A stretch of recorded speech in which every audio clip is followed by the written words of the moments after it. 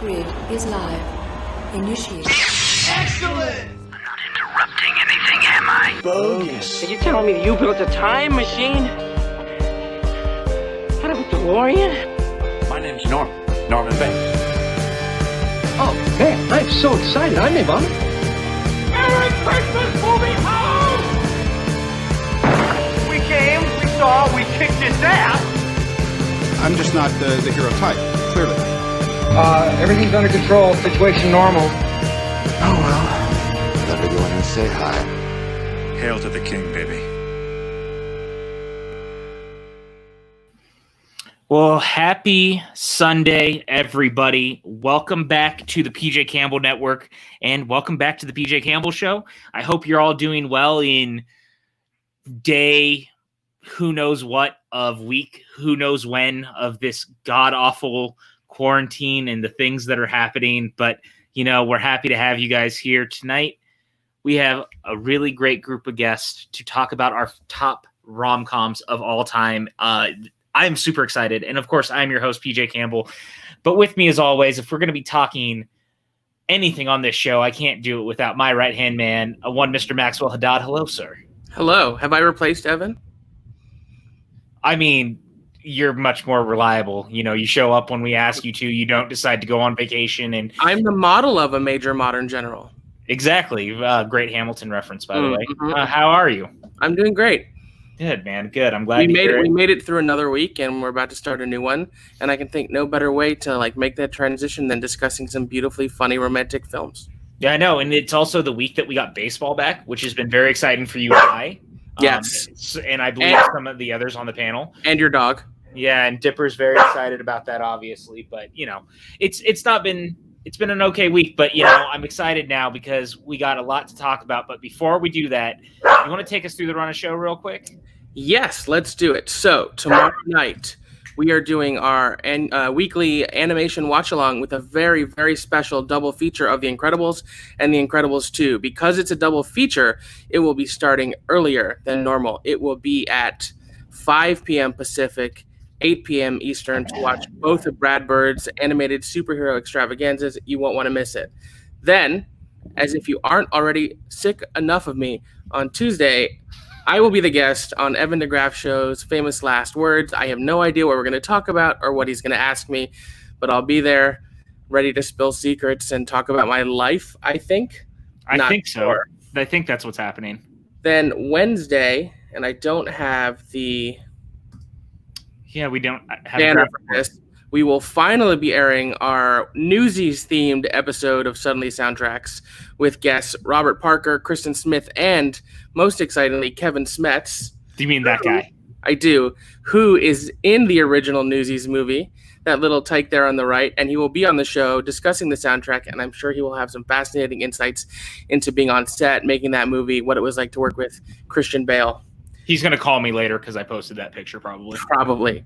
Thursday night, I believe we have nothing, but if you have not yet, please do watch our most recent episode of Front Center Mezzanine with our guest, Heath Saunders. It was a fascinating conversation. We talked about so much stuff. Of course, theater, which is the raison d'etre of the show, but we also discussed systemic racism in theater. We discussed gender identity. We discussed horror films. It was a great show. You can check that out.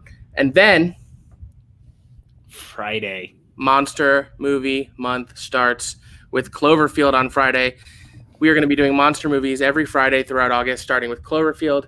And then our graphics extraordinaire, Chris Clark's favorite film of all time, King Kong 1933. Yep. And then Bong Joon-ho's The Host, which will be the first foreign language film we're doing for a watch-along. It's an awesome movie if you haven't seen it.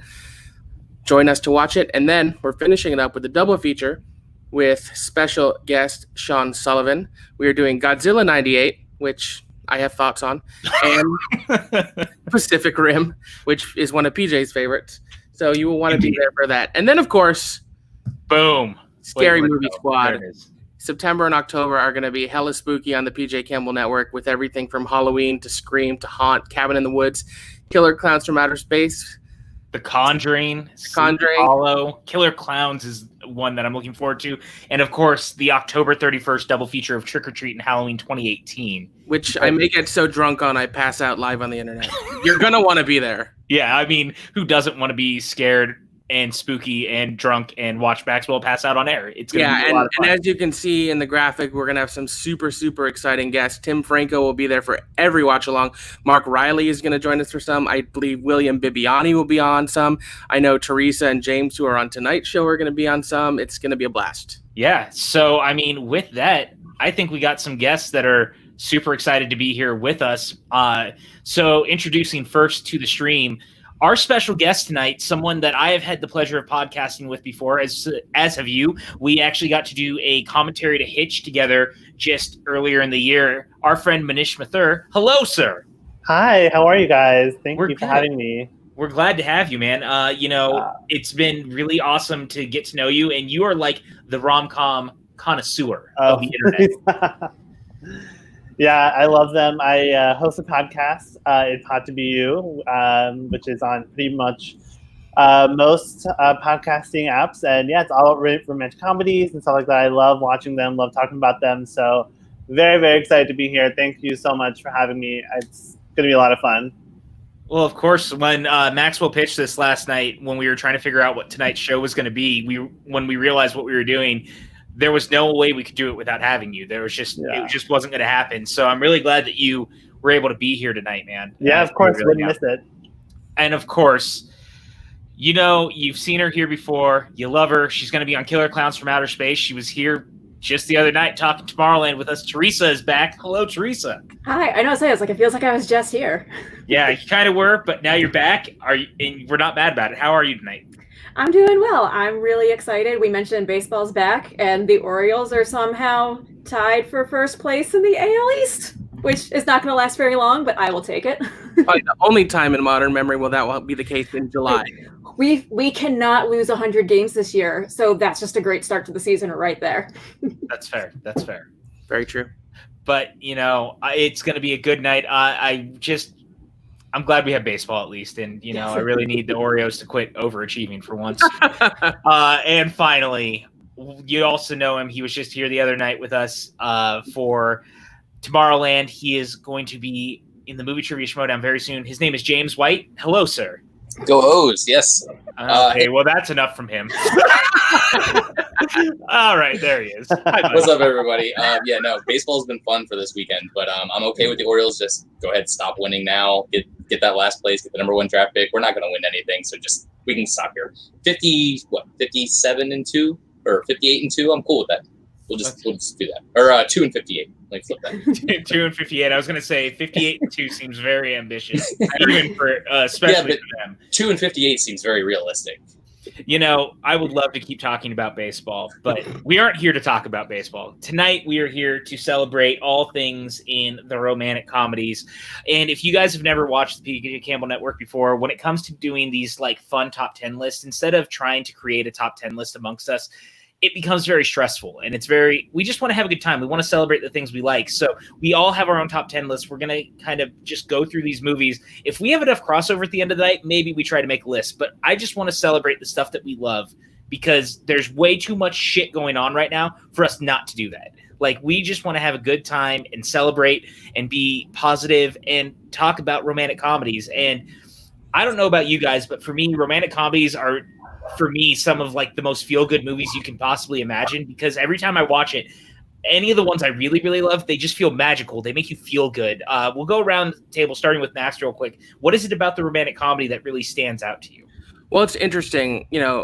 We came up with this idea for the show at the last minute last night, and frankly, it's been tough the past couple of months for everyone, but I hit sort of a pretty bad depressive state last night, and I was trying to get out of it. And so I said, I'm going to watch some romantic comedies. And I watched 2, both of which will be, I'm sure, discussed later in the show. I don't want to give them away, but they just made me feel warm and magical. Obviously, to a certain point, all film is escapism, but I think romantic comedies is one of the most pure form of escapisms because they're always these heightened, crafted worlds that sometimes reflect reality, but where meet cutes can happen and people can fall in love from different states across the country and still manage to find the connection between them. They just make you happy. They make you believe in the power of love. And they let you escape reality as good as any other genre, I would argue. Yeah, I don't disagree with that at all. And it's funny because you started watching rom-coms last night. I also started watching rom-coms last night, and we ended up watching one of the same ones. I have so much power. Yes, you do. And so I have a lot to talk about with this. So I'm going to go over to Manish. What was it about the rom-com? Like, what stands out to you about rom-coms as our resident rom-com podcast man? Yeah. What is this stuff like? What is it about the rom-com that really speaks to you? It's hard for me to articulate because I've just romantic comedies have just been a part of my cinema diet since I started watching movies regularly, and even probably before then. You know, I grew up with Bollywood, and romance is very big, you know, in Hindi language movies. And so it's just been like watching movies about people falling in love is just so ingrained into what I can, like, I mean, like, I'll watch a non-romantic movie and be excited about like the love subplot, you know, like in a superhero movie and stuff. I just like watching people fall in love. I like that, like, you know, like Maxwell was saying, just like the magic of it, the glamour of it. I mean, as much as I love sort of like the down and gritty, like more like, you know, level-headed ones, I love like a big studio, mainstream, glossy romantic comedy with like these gorgeous actors, just like falling in love, like the best, you know, the best locations. And so I honestly, like a lot of it, the comedy as well, is just like watching people like awkwardly get to know each other and pratfalling and, you know, the banter, the zingers. I love all that. And it's just, it's a comfort. And I like, you know, I like a lot of different types of movies, and I enjoy very serious movies as well. But there's just some times where I just want to like have a romantic comedy on that I've seen, you know, a dozen times, where I can like repeat the dialogue back to the screen and just be like, wow, like I wish I could, you know, write a letter to someone and have them fall in love with me that way. So yeah, I mean, it's just like, it's escapist, as we were saying, it's a fantasy, but it's also like, this is what movies are about. Like, movies are about not, you know, spending 2 hours in a different area with different characters and transporting yourself. And I think romantic comedies do that exceptionally well. Yeah, I don't disagree with that at all. There's just so much about falling in love with people. Falling in love is almost the way to look at it. And it just makes you feel good, because you also kind of want that for yourself and all the people in the world, because the world is so dark sometimes. And it's like, sometimes you just want to be happy, and it makes you feel good. I'm going to go over to James. You know, what is it about the romantic comedy that really sparks interest in you? Yeah, I think it's almost like comfort food, you know? You can pop on a rom-com and it kind of washes over you, you know, just some feel-good vibes. And it's one of those things that it's kind of how you said, you know, loving people, you know, falling in love. It's nice when you can laugh and cry at the same time in the same movie, you know, and these are all those types of films where you get different emotions, you know, you're happy, you're sad, you're elated, it's just a nice, well-rounded genre where you can get a little bit of everything, and all the movies are different. You know, with an action movie, you're going to get mostly big action, but with rom-coms, you have different ones. You have some that are more comedic, you have some that are more dramatic, and you have a wide variety. So you can pop on 10 different movies and you can have 10 different experiences. Yeah, totally. And I think that's kind of what always makes it special. Now, Theresa, we're talking all this stuff with rom-coms. What is it to you that really makes this genre speak to you? Well, I think it's interesting in just answers that you guys previously gave. You know, there's the escapism element, but there's also the ability to put yourself into that situation. Most of these films, they're based on a level of realism, whether it's a more idealized version of it. But I think something that just as humans, we all crave is some level of affection, and that can be physical affection, it can be emotional affection, it can be mental affection.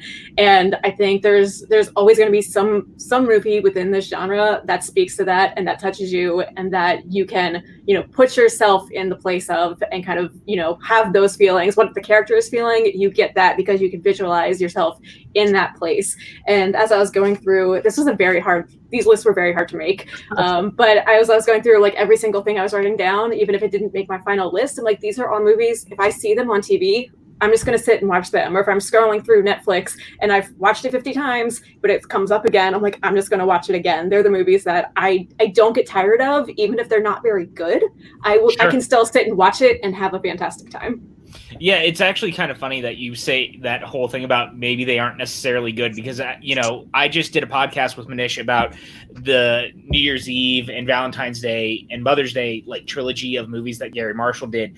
And for all intents and purposes, they aren't necessarily very good, but they made me very happy. Like even while I was watching them, which is more than I think some movies. Like you can watch bad movies and you walk out and you're like, that was bad, and I don't feel good about watching it. But like even those movies, like they make me feel good no matter what, because I like seeing those people in these situations, and I think that there's something really special about that.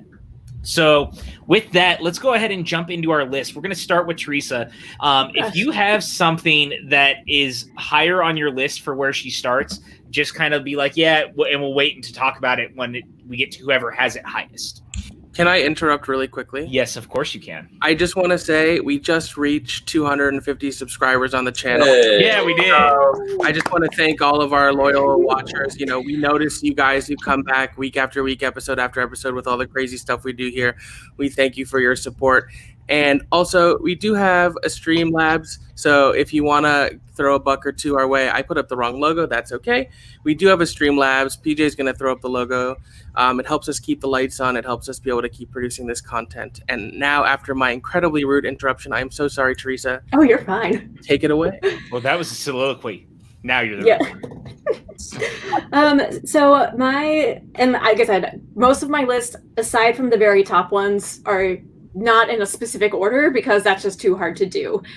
So my number 10 was one I wanted to get on here just to make sure we talked about it. I have broadcast news. I don't have that. Does anyone else have broadcast? I had it in my honorables. Okay. Yeah, I also have it in my honorable mentions. When I was thinking about this, there are films that are romantic comedies, but also have a lot of other stuff on their mind that are sort of like 50-50. It's a great movie. I can't wait to hear you talk about it. Well, and the main reason I wanted to put it on is because I think when you think of the rom-com genre, it's things that are very, very fun and very light and very bright. And that's not necessarily what this movie is. It's a very funny movie, but a lot of it's a dry humor. It is a romantic movie, but it's also very bittersweet. And it has, like you said, it has another element of journalistic criticism to it. So it's just I think it's one of Holly Hunter's best performances. I love that she's not your typical, female lead in this. She's very aware of all of her flaws and accepts them and kind of celebrates them.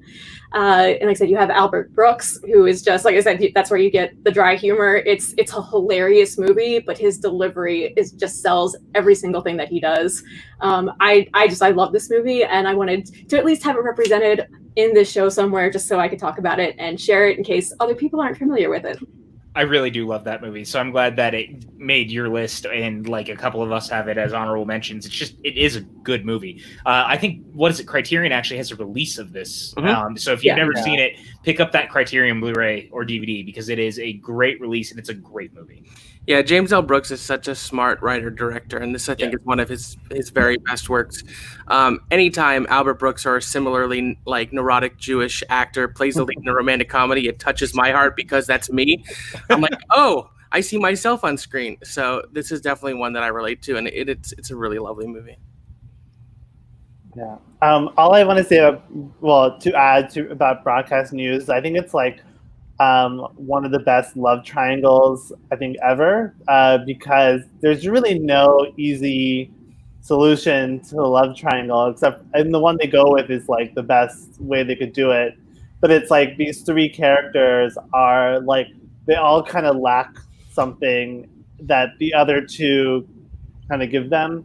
So it's not there's anyone that's extraneous in the love triangle. They just the way these three characters complement each other is so smart and well executed. So that's the one thing I really appreciate about broadcast news. I mean, a lot of movies get love triangles really wrong, but like this one gets it like so right. Yeah, you guys have all said it. You know, I watched it last year for the first time, and I really enjoyed that movie. Albert Brooks and Holly Hunter are both fantastic. And the funny thing about the love triangle, it's like, you know, she loves him, but he loves her, and he loves himself. So I mean, it's just one of those really weird types of love triangles. It's but it's a really well written movie, and I think that's going to be a key cog as we go forward. We're going to find a lot of things that have really good writers on these lists as we go forward. But yeah, broadcast news is great. Yeah, I have nothing else to add to that. So we're going to go up to Manish now. What would you like to add as your first one out the gate?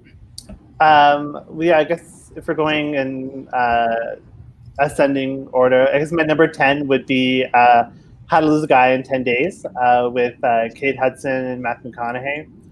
I love this movie because it's just so silly. It's so wacky. Kate Hudson, I think, is an actor who I feel like we don't really appreciate her as much as we probably should. And she's so funny in this role. I mean, her like physical comedy is really strong, and she just the way she uses her face is so like she's so expressive in the movie. And like I love the battle of the sexes part of it, you know, the one-upping each other, and it's a great New York City movie because like the city just looks so unbelievably gorgeous. And I mean, I like Matthew McConaughey a lot in the movie too. Like, I think it's the best use of his sort of like laid back kind of surfer guy like persona in a romantic comedy. And the supporting cast, you know, with Phoebe Newirth and Catherine Hahn, is just so funny. Yeah, I mean, like How to Lose a Guy in 10 Days, I think is just like it's a great comfort movie. It's so funny. It's so weird. Considering how like mainstream and like glossy it is, it has some like really weird stuff going on there. Like, some like, of the like how, like when you mentioned how expressive her face is, I just keep thinking of all the scenes with the plant. Yeah, the and plant, like the dog. everything with the plant. Yes, it makes me laugh so hard. Like I can hear her in my head. Yeah. I love that movie so much. I love her in it too. This is one of the Matthew McConaughey rom-coms that I enjoy quite a bit as well. It's not maybe one of my It's not maybe my favorite. I have a weird soft spot for Ghosts of Girlfriends Past, which I've talked about in the past. But like, I really enjoy this movie. I remember when it came out, like it was a huge deal, and that was kind of the beginning of McConaughey having this weird rom-com ascendancy, where that's almost all he was doing at one point. Yeah, and part of me is always going to be happy that happened, because I think it also forced him to decide that he could do other things later. Like he took a break and then he came back, and now look at what he is. But I'm always going to have a soft spot for this phase of his career. Yeah, this one isn't on my list, but I do enjoy it. And I think a lot of it is because McConaughey and Kate Hudson have really good chemistry, which they tried to replicate in Fool's Gold, which is an interesting movie. But they work really well together, and I would say this is probably my favorite of all the romantic comedies McConaughey did around this. Yeah, you know, definitely. Or like the McConaissance or whatever, when he, you know, started doing more serious stuff again. All he did was rom-coms, and I think this is the most successful one. Yeah, I agree. I think that's probably my favorite of those McConaughey rom-coms. It wasn't on my list either, but I can certainly see why it would be on other people's lists. It's a really fun movie, and Kate Hudson, she doesn't hardly do anything anymore, and it's a shame because she's a really great actress and she plays a lot of fun roles, but you haven't really seen her very much recently. So I would like to see her have a little renaissance and start being in some more mainstream things. But it's a really fun movie, and they had such great chemistry together. So many fun moments and slapstick humor in that film. So yeah, I definitely approve of it. Theresa, any thoughts on this one? No, like I said, just going along with what I mentioned before, it's one that this might be one that I would put on my, like, technically maybe is not a great movie for just in my opinion, but like I said, it's one I will watch it if it's on. Like, I still enjoy this movie. I have nothing wrong with it.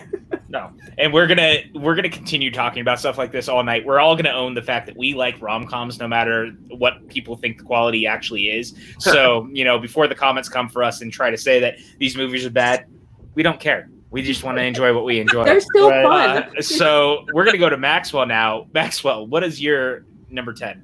So my number 10, I feel like, is a heavy hitter, and I'm expecting it to be on a lot of other lists. And our background is sort of inspired by it, and that's Sleepless in Seattle.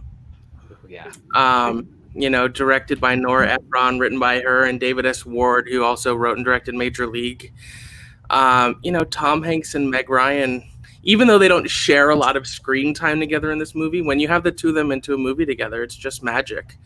And this movie has sort of a lot of soul to it. When you're dealing with Tom Hanks' character and his son, and the fact that his wife recently passed away, it has this undercurrent of sadness that you don't necessarily get in a lot of other romantic comedies.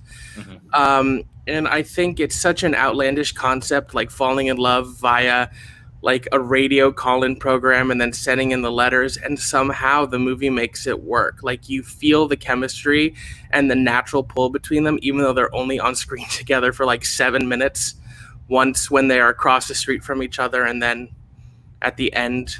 But yeah, I just think it's a really lovely, magical movie. It has like a great, soundtrack of standards and sort of big band songs.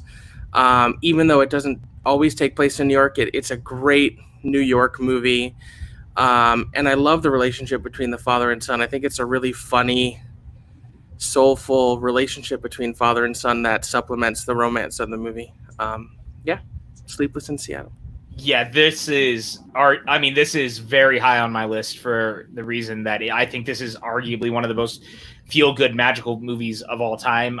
Nora Ephron is a goddamn inspiration for all of us. Like, she is just so incredible, and it's really, the fact that Meg Ryan and Tom Hanks are just so good together. And again, to Max's point, the fact that they really don't spend a lot of time together, and yet their chemistry is so far off so fucking huge and amazing that you buy into it through all of it. I think that's incredible. This movie makes me so happy. And it has such a good supporting cast. You have Bill Pullman, Rob Reiner, Rosie O'Donnell, and then you have Rita Wilson, who has such a great speech about Victor Garber. Victor Garber and David Hyde Pierce. Yep. Like, there's so many heavy hitters in this movie that round it out. And the Rob Reiner thing is so great too, because he had done When Harry Met Sally before that, and so to take the Nora Ephron script from that and do it so well with Meg Ryan and Billy Crystal at that time, and then get to be in a Nora Ephron film that she directed, I always thought that was such a cool, like, kind of come full circle moment, at least for me. Sure. All right, I'm going to go over to Theresa. What are your thoughts on Sleepless? So this is another one. I also have it higher on my list. So it's hard to add much to what you guys have already said about it. Like, the cast is amazing. It's such a classic story. I think, you talk about there's some slight unrealistic aspects to it with being the radio show and sending letters, but I'm like, it's not too different than, I guess, what you would see now with the internet and how all of those people come together in this time. So I think even though maybe that exact situation isn't something we would see today, I think there's comparable situations that come around it. Plus, there's Baltimore references. So what is not to love? True. That's fair. Manish, what is your thoughts on Sleepless in Seattle? Oh, I love this movie. It's not on my list, which I find now. I'm thinking maybe this is an oversight on my part. Because the thing is that, like, I haven't seen this movie as many times as the other ones on this list. So, fair. But I think that, like, as I get older, and like, I think I'll appreciate it more and more the more I watch it. I do love that it references An Affair to Remember, which is one of my favorite romantic dramas from the 1950s with Deborah Kerr and Cary Grant. And just, like, there's that line that I love, which is like, I'm going to butcher it, but it's like, you don't want to fall in love, you want to fall in love like how they do in the movies. Or so, it's something to that effect. I think Rosie O'Donnell says it, I think. And it's it's a great movie. I love that they don't really meet each other until the end. I think that's, like, the way Nora Ephron builds the chemistry between them is so powerful. even without having them talk a lot. I mean, you already have their, you just want them to be together, even though they don't ever speak for the most part. So, yeah, it's a great film. I really want to rewatch it more and more. You know, it's on Netflix now, so I'm sure I'll watch it. It is. I watched it last night. Yeah. James, what are your thoughts on Sleepless in Seattle? Yeah, I really, really like this movie. It was in my honorable mentions. I had a few things that were that I wanted to get on my list that I don't think other people are going to. So I knew that everybody was going to pick Sleepless in Seattle. So I felt comfortable leaving that off my list. But no, it's such a sweet movie, and anything that Tom Hanks and Meg Ryan are in is right up my alley. I watched Joe versus the Volcanoes so many times on HBO when I was a kid. So that was like my introduction to those two as a pair. And then when you get them to Seattle and you've got Mail, they just have such great chemistry, and I would like to see them do another movie together. Although Meg Ryan doesn't look like Meg Ryan anymore, so that's a shame. But I would love for them to work together again, though. It's their chemistry is just palpable. It's such a really, really good pairing. They work so well off of each other, so I would love to see them do something in the future again. But no, it's really, really sweet movie, and I love how much it homages past movies too. There's so much like classical movies that they're referencing with An Affair to Remember and others just in little minor roles. But it's such a weird, like Manish said, such a weird concept of falling in love over basically Delilah in the evenings or whatever it was, you know. But no, great movie. I think this is one of those ones that's going to get like a very contemporary update down the line. Probably. Where you can almost do it with podcasting and things like that. Like it's very almost tailored to that in the same way that I think another movie that we're probably arguably going to talk about in a little bit, I would guess, would be as well. So I guess that goes to me because we had Sleepless in Seattle for Maxwell. So we're going to go ahead and go to mine. And my number 10 is It Happened One Night, which is for me, like the gold standard of everything that the rom-com has become. Like without this movie, I don't know if the rom-com necessarily exists the way that it does. 1934, Clark Gable, Claudette Colbert. This movie is just so sweet and so fun. It's got such a big heart. It's silly. It's over the top, especially for that time. Like you had very serious movies and you also had a lot of slapstick coming from Chaplin and guys like that. But this was kind of different. Like it was a romantic comedy where the leads were very over the top to each other in the way that they acted, and like they fall in love while yelling at each other. And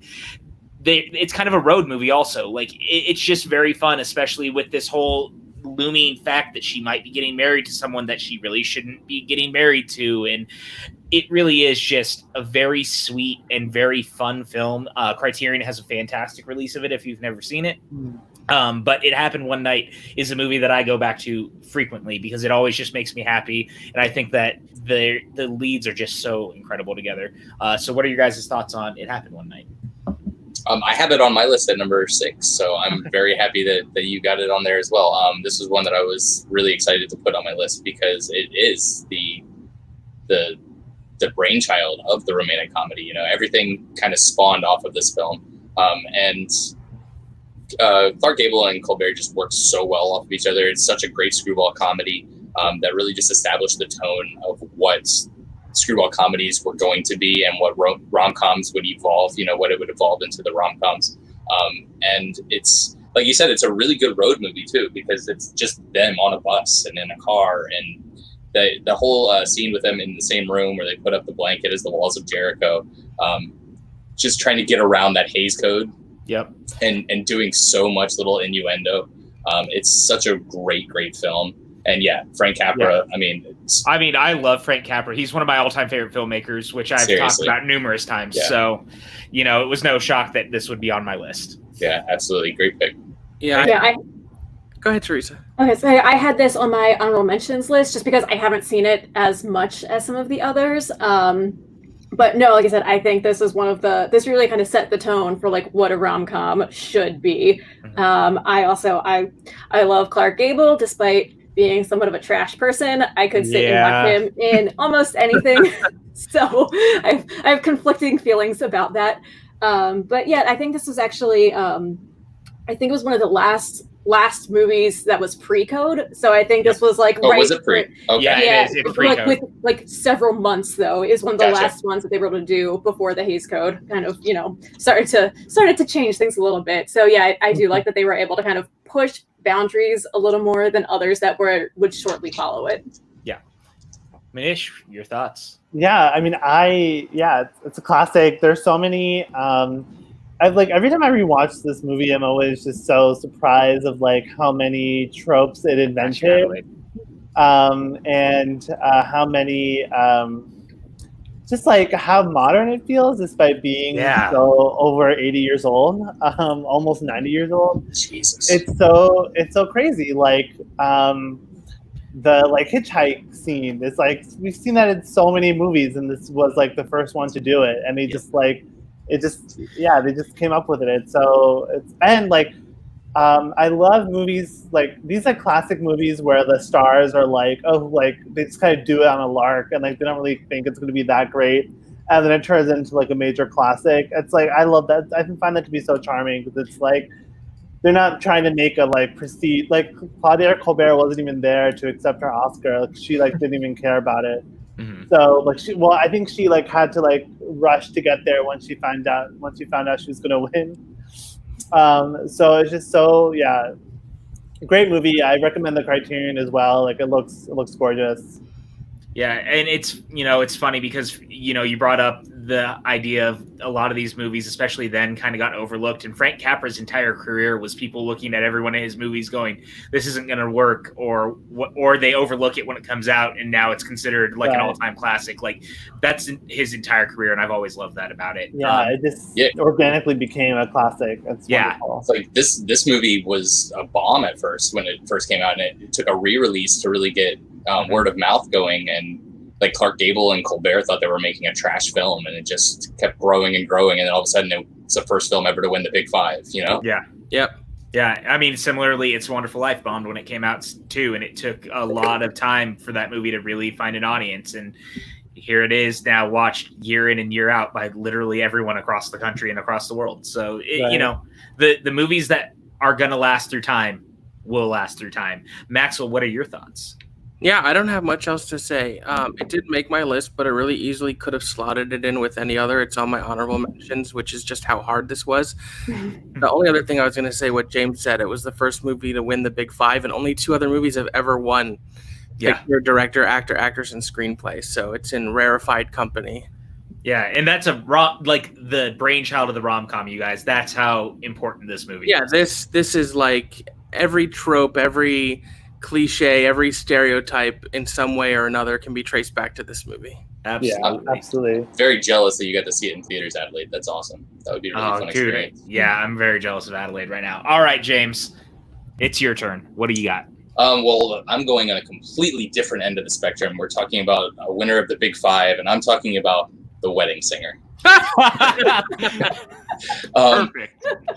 I think The Wedding Singer is one of Adam Sandler's most just touching and sweet films. It's hilarious. It's one of his best comedies, but it also has such heart to it. And him and Drew Barrymore work so well together, and that's really the birth of basically their Hanks and Ryan relationship, where they would continue to make films together. And just him and her together on screen just had so much chemistry, and all the supporting characters on that, everybody that you know from all of Adam Sandler's other films that are not so good. But they all have such great little minor roles in that film that just elevates all the comedy around it. So I really enjoy it. It's one of those movies that is not fantastic, but anytime I see it on TV, I'm stopping to watch The Wedding Singer. And the soundtrack's amazing. And Billy Idol sings on a plane. Yeah. And Adam Sandler sings that wonderful song. It's just really, really sweet. So my first thought, anytime I think of The Wedding Singer now, is the Goldbergs, because I love the Goldbergs. And I think it was last season or the season before, they had an episode where Barry was on the plane when Adam Sandler's character and Billy Idol are there singing, because Sandler produces the Goldbergs. So they literally cut in that his character exists in that universe, and it was so perfect. But I do love this movie, and Drew Barrymore and Sandler are so good together. It's not my favorite of the 3 that they've done together so far, but I still really love it. And I think it's like unapologetically 80s in all the right ways. And so that's always fun too. I will open it to the table. What do you guys think of The Wedding Singer? not all at once. You gotta ask somebody to speak, or else nobody will. Or you know what? Fine. I'm gonna go to Theresa. Theresa, what did you think? So this is one, I do love this movie. It didn't make my list only because I haven't revisited it in a long time, and not like because I'm not intentionally. It's actually I kind of want to go back to watch it. But I think the movie's great. It does have a really good soundtrack, yes, which always helps. Like I said, I think the plane scene is fantastic. So I like this movie a lot. Going up to Maxwell. Yeah, it's a really enjoyable movie. I think it's one of Sandler's overall better films. It has, Adam and Drew have great chemistry, which they successfully replicate in a couple other movies. Didn't make my list, but it's a really enjoyable movie, and it turned into a really good Broadway musical starring Stephen Lynch in the Adam Sandler role. That's right, I forgot about that. I didn't know about Stephen that. Lynch. Yeah, I remember when that was being announced, and I love Stephen Lynch, and I was dying to see that show. I was lucky enough to see it, and it was a really good adaptation. Some movies get turned into musicals, and you're like, that one? But a movie called... Like Shrek? Well, sure, but a movie called The Wedding Singer makes perfect sense because music's already sort of an inherent element to the story. But yeah, it's a good movie. This is the one that has the rapping granny. Yes. Yeah, who can forget that? I mean, that's so fun. And she paid for his music or her music lessons with meatballs. Yeah. So. No, I definitely wanted to get this on the list because I knew probably nobody else would, and I wanted to get some random things on there at the bottom. I appreciate it, man. There's nothing wrong with doing that. Manish, what was your thoughts? Yeah, I like The Wedding Singer a lot. I agree that it's like very sweet, but it's interesting to think about Adam Sandler's like comedies. Like he never really achieved that level of like sweetness again, and I don't really know like why he sort of picked up like why he like took off with like the more like kind of childish humor thing. And didn't really continue with the sweetness because like he's so charming in this movie, and Drew like you were all saying, Drew Barrymore's great, the soundtrack's great, the costumes are great. Like it's just it's a pretty good movie, I think. And I agree that it has one of the best endings with that plane scene. Like I can't watch that scene without crying and being like, oh my god, love is real. I also relate super hard to Sandler having like this life-changing moment that happens, and that I wasn't going to mention that. But the idea of that feels like something you could have told me yesterday. I've been there. So, there's always that too. I really love this movie. So I'm glad we got to talk about it. Theresa, we're back to you now. What do you got on your list? So for my next one, we're going to be going to Queens because I put Coming to America for my number 9 choice. Yes! I almost put that on my list. I like this. This is an unconventional choice, and I am here for it. Look at Max's face right now. I thought it was too comedy and none of romance for my list, but I love that you put it on your list. Going to find love. That is literally the plot of the movie. I'm with you. So this, we mentioned I'm going to be coming up on when you have Killer Clowns from Outer Space, and I've mentioned before, I saw that movie inappropriately young. That is the same with this movie because this was back in the late 80s, early 90s when our parents just did not really care what we watched. Absolutely. So thank you, Dad, for letting me watch this with you. Sorry for the spider.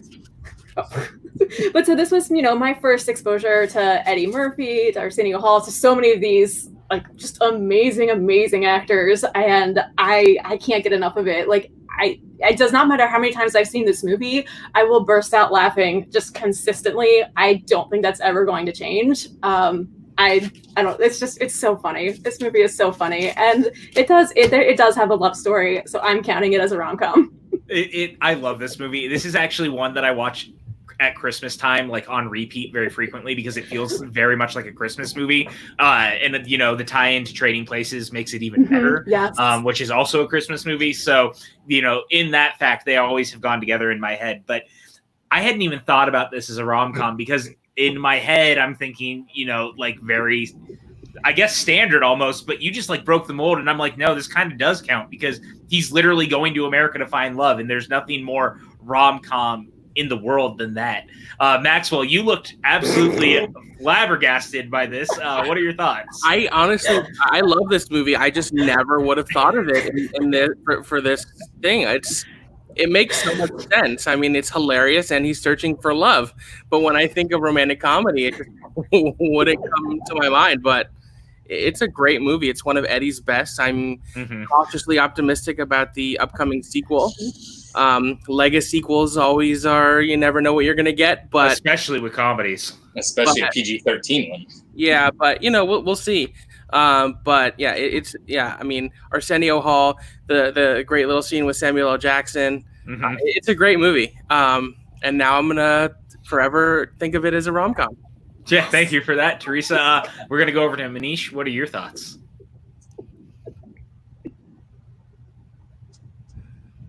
Well, don't throw me off, but I have never seen this movie before. Wow. I'm sure I've watched it. Like, I know. I'm sure that I've seen it like on TV when I was, a child, but I have not watched it as an adult. But I will be watching it soon with the lens of it being a romantic comedy, because that's I know nothing about it, so I'm very excited to watch it now. Look at that, Theresa. You're like opening up the world to people by I'm being so excited. I feel like I can just leave now. My work is done. Please don't. We like having you here. James, what are your thoughts on Coming to America? Yeah, I'm so happy she put this on her list, because I was really, really close to putting it on mine. It is in my honorable mention, so I was going to talk about it later. But no, it's one of my absolute favorite movies. I love Coming to America so much. Eddie Murphy was always like a comedy hero of mine growing up. I also was introduced to things at a very inappropriate age, but I was watching SNL and me too. Raw and Delirious when I was like 10, 11, 12 years old. So I knew a lot of those bits well before I should have. Beverly Hills Cop was one of those for me too. I used to watch Beverly that Hills on Cop, repeat. Trading Places, which I agree, Trading Places is a Christmas movie. I don't consider Coming to America one, but they definitely go hand in hand, especially with the Duke brothers tie-in. Mike's figured us out already. No, the question is how many rom-coms are in Hello, New York? Donald. But no, it's such a great film, and it really does have a nice romantic story to it. It totally does. Eddie's absolutely going over there to find his wife, and he finds it. Yeah, I don't want to spoil anything because Manish hasn't seen it, but the more I think about it, the ending is so romantic. Yeah, it is. Absolutely It totally is. Teresa broke the code tonight. Yeah, it's really good. Like the whole scene there on the subway. It's really, really, really good rom-com, and I approve of it on this list. Yeah, I do too. I'm hoping at the end of the night, when this is all said and done, we'll probably go back over everything that everyone has. I don't know, like I said, if we can even really assemble a list between the potential of 50 movies between 5 of us. But at the same time, I'm also hoping this means that we're going to put people on the right path to finding a lot of these movies that they've never seen, which is kind of the point anyway. I saw the chat earlier saying that they were kind of overlooking rom-coms and they'd kind of written them off as a genre. That's why we're here, you guys. We want you to find these movies and watch them. So please, make a list while we watch it. So I'm going to go up to Manish now. What do you got? So my next one is Down with Love. So I have that on my list. Yeah, the Peyton Reed movie. So should I wait to talk about it, or should we? No, let's just go for it. With Peyton Reed movie with Ewan McGregor and Renee Zellweger, Sarah Paulson, David Hyde Pierce. It's like a send up of like the '60s sex comedies that Doris Day and Rock Hudson made, and it's like a painstaking, absolutely perfect recreation of those. And it's Ewan McGregor, I just watched Dr. Sleep today, actually, and yes. I was like, man, I really have forgotten how hot he is. Moulin Rouge, Down with Love, Star Wars. That beer. He's a dreamboat, and Down with Love, oh my, he's so good in it, and so charming, so such a rascal. And Renee Zellweger, she's incredible in it. She's she has this one scene that I think deserves to be in the Smithsonian Museum. It's this 3-minute unbroken monologue she does where she goes through this very convoluted scheme that she's like running, and like it just keeps going and going, and it's not that she's like throwing up punchlines during it, but it's just the fact that it keeps going and it keeps getting more and more convoluted and complicated. It's just so, I mean, it's genius work from her. And then it cuts to Ewan McGregor's reaction. He's just like, you know, he's so dumbfounded. Yeah, it's great. Sarah Paulson, terrific. Like, this is before she was like Sarah Paulson that we know now. David Hyde Pierce is hysterical in it, like peak Frasier era. Music, costumes, the production design, like, and this movie also has like so many great split screens and double entendres and sex jokes and stuff. Yeah, it's classic. Deserves to be in the Criterion Collection. Like, it's a great movie. I will vouch for this as an actually great movie. Yes, it gets so overlooked all the time, and it's crushing. Like, I don't understand why more people haven't seen this movie or more people talk about how wonderful it is. Yeah. I actually, when I was thinking overall of like what my list would look like, I was like, do I want to put a Doris Day on there? And I was like, no, because this does it better. Like, I do love the Doris Day movies, but I think it's the modern lens that this puts on that. It's just, it's so good. It's so well written. Like you said, with the split screens, it's just some amazing work, and the costumes are fantastic. I love this movie. If you have not seen it, please go watch this movie. It is such a love letter to the 60s rom-com era of sex comedies. And Peyton Reed, like, everyone's going to think of him now as the dude who did Ant-Man. But before that, he was doing stuff like this and Bring It On. And the Herbie movie with Bruce Campbell, like, he did that on ABC way back in the day. Like, but this one specifically has always stood out to me because it was always just, I grew up watching a lot of those Rock Hudson movies and stuff like that. So my mom was big on the beach movies too. And so when this came out, my mom was obsessed and we'd watch it all the time. And it's like, this movie is hilarious. The cast is amazing. It's just got the best energy. It's a nice throwback. It makes you feel good. And I can't recommend this movie enough, you guys. So I love this movie with all my heart. I saw it 4 times in theaters.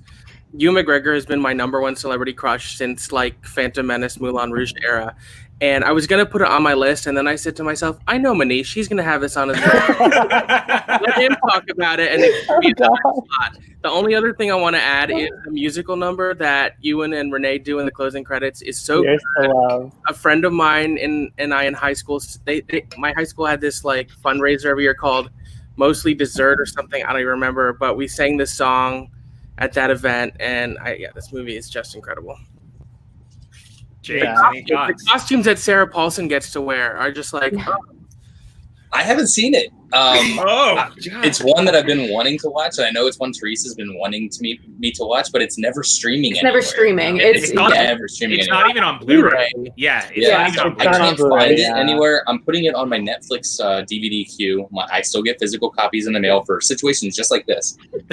So it'll be moving up to the top of my queue, and I'll be watching it as soon as I can. I like that Stardew says I still nominate The Guys and Dolls as a rom-com movie, and that also goes back to us wanting the remake of that we pitched while we were watching Rian Johnson movies. So, shout out to Stardew for that. So that leaves us with Max. What do you got next, my friend? So my number 9 is The Best Man. Interesting. From 1999. It is the debut of Malcolm D. Lee, who wrote and directed it. He is Spike Lee's cousin. Spike produced this movie. I think it's such a great ensemble cast. It's the first movie Regina Hall was ever in, but you have Taye Diggs and Nia Long in the lead, and then you have Morris Chestnut and Terrence Howard and Sanaa Lathan. And even though like a big part of the plot is Taye Diggs wrote a book very loosely based on like his experiences with his friends from when they were younger, and they're all reading the book and getting mad at him. Under it just has this incredibly sweet romance. It has great characters. A wedding is always a great setting for a romantic comedy. They also made a sequel many years later, The Best Man Holiday, which is okay. I don't like it as much, but this is one of those movies where you love like hanging out with the characters. You feel like they've been your friends and you know them. Yeah, it's just a great romantic comedy. It's interesting that you brought this one up in a way for me in what you just said about the hanging out, because Malcolm D. Lee ended up doing the third Barbershop, and those Barbershop movies are very similar in that, like, hanging out with these characters and spending time with these characters. But I do really like this movie, and I don't think I ever actually saw the sequel, so maybe I should check it out. But it's got a good ensemble. Yeah, the sequel's not bad. It's just not quite as good as the original. And apparently they're working on a third one. So yeah, that's what I've heard too. It's a very popular franchise. I'm glad you put this on here because this will get it some love, and in a way that it wouldn't. Has anyone else here seen The Best Man? Yeah, I wrote it down though, so I remember.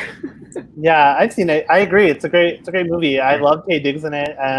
Nia Long is absolutely so winning, and she's so beautiful. And I'm a big fan of Malcolm D. Lee, especially A Girls Trip, which is not a romantic comedy, but that's a great movie. Shout out. But yeah, I love this movie. It's a great pick.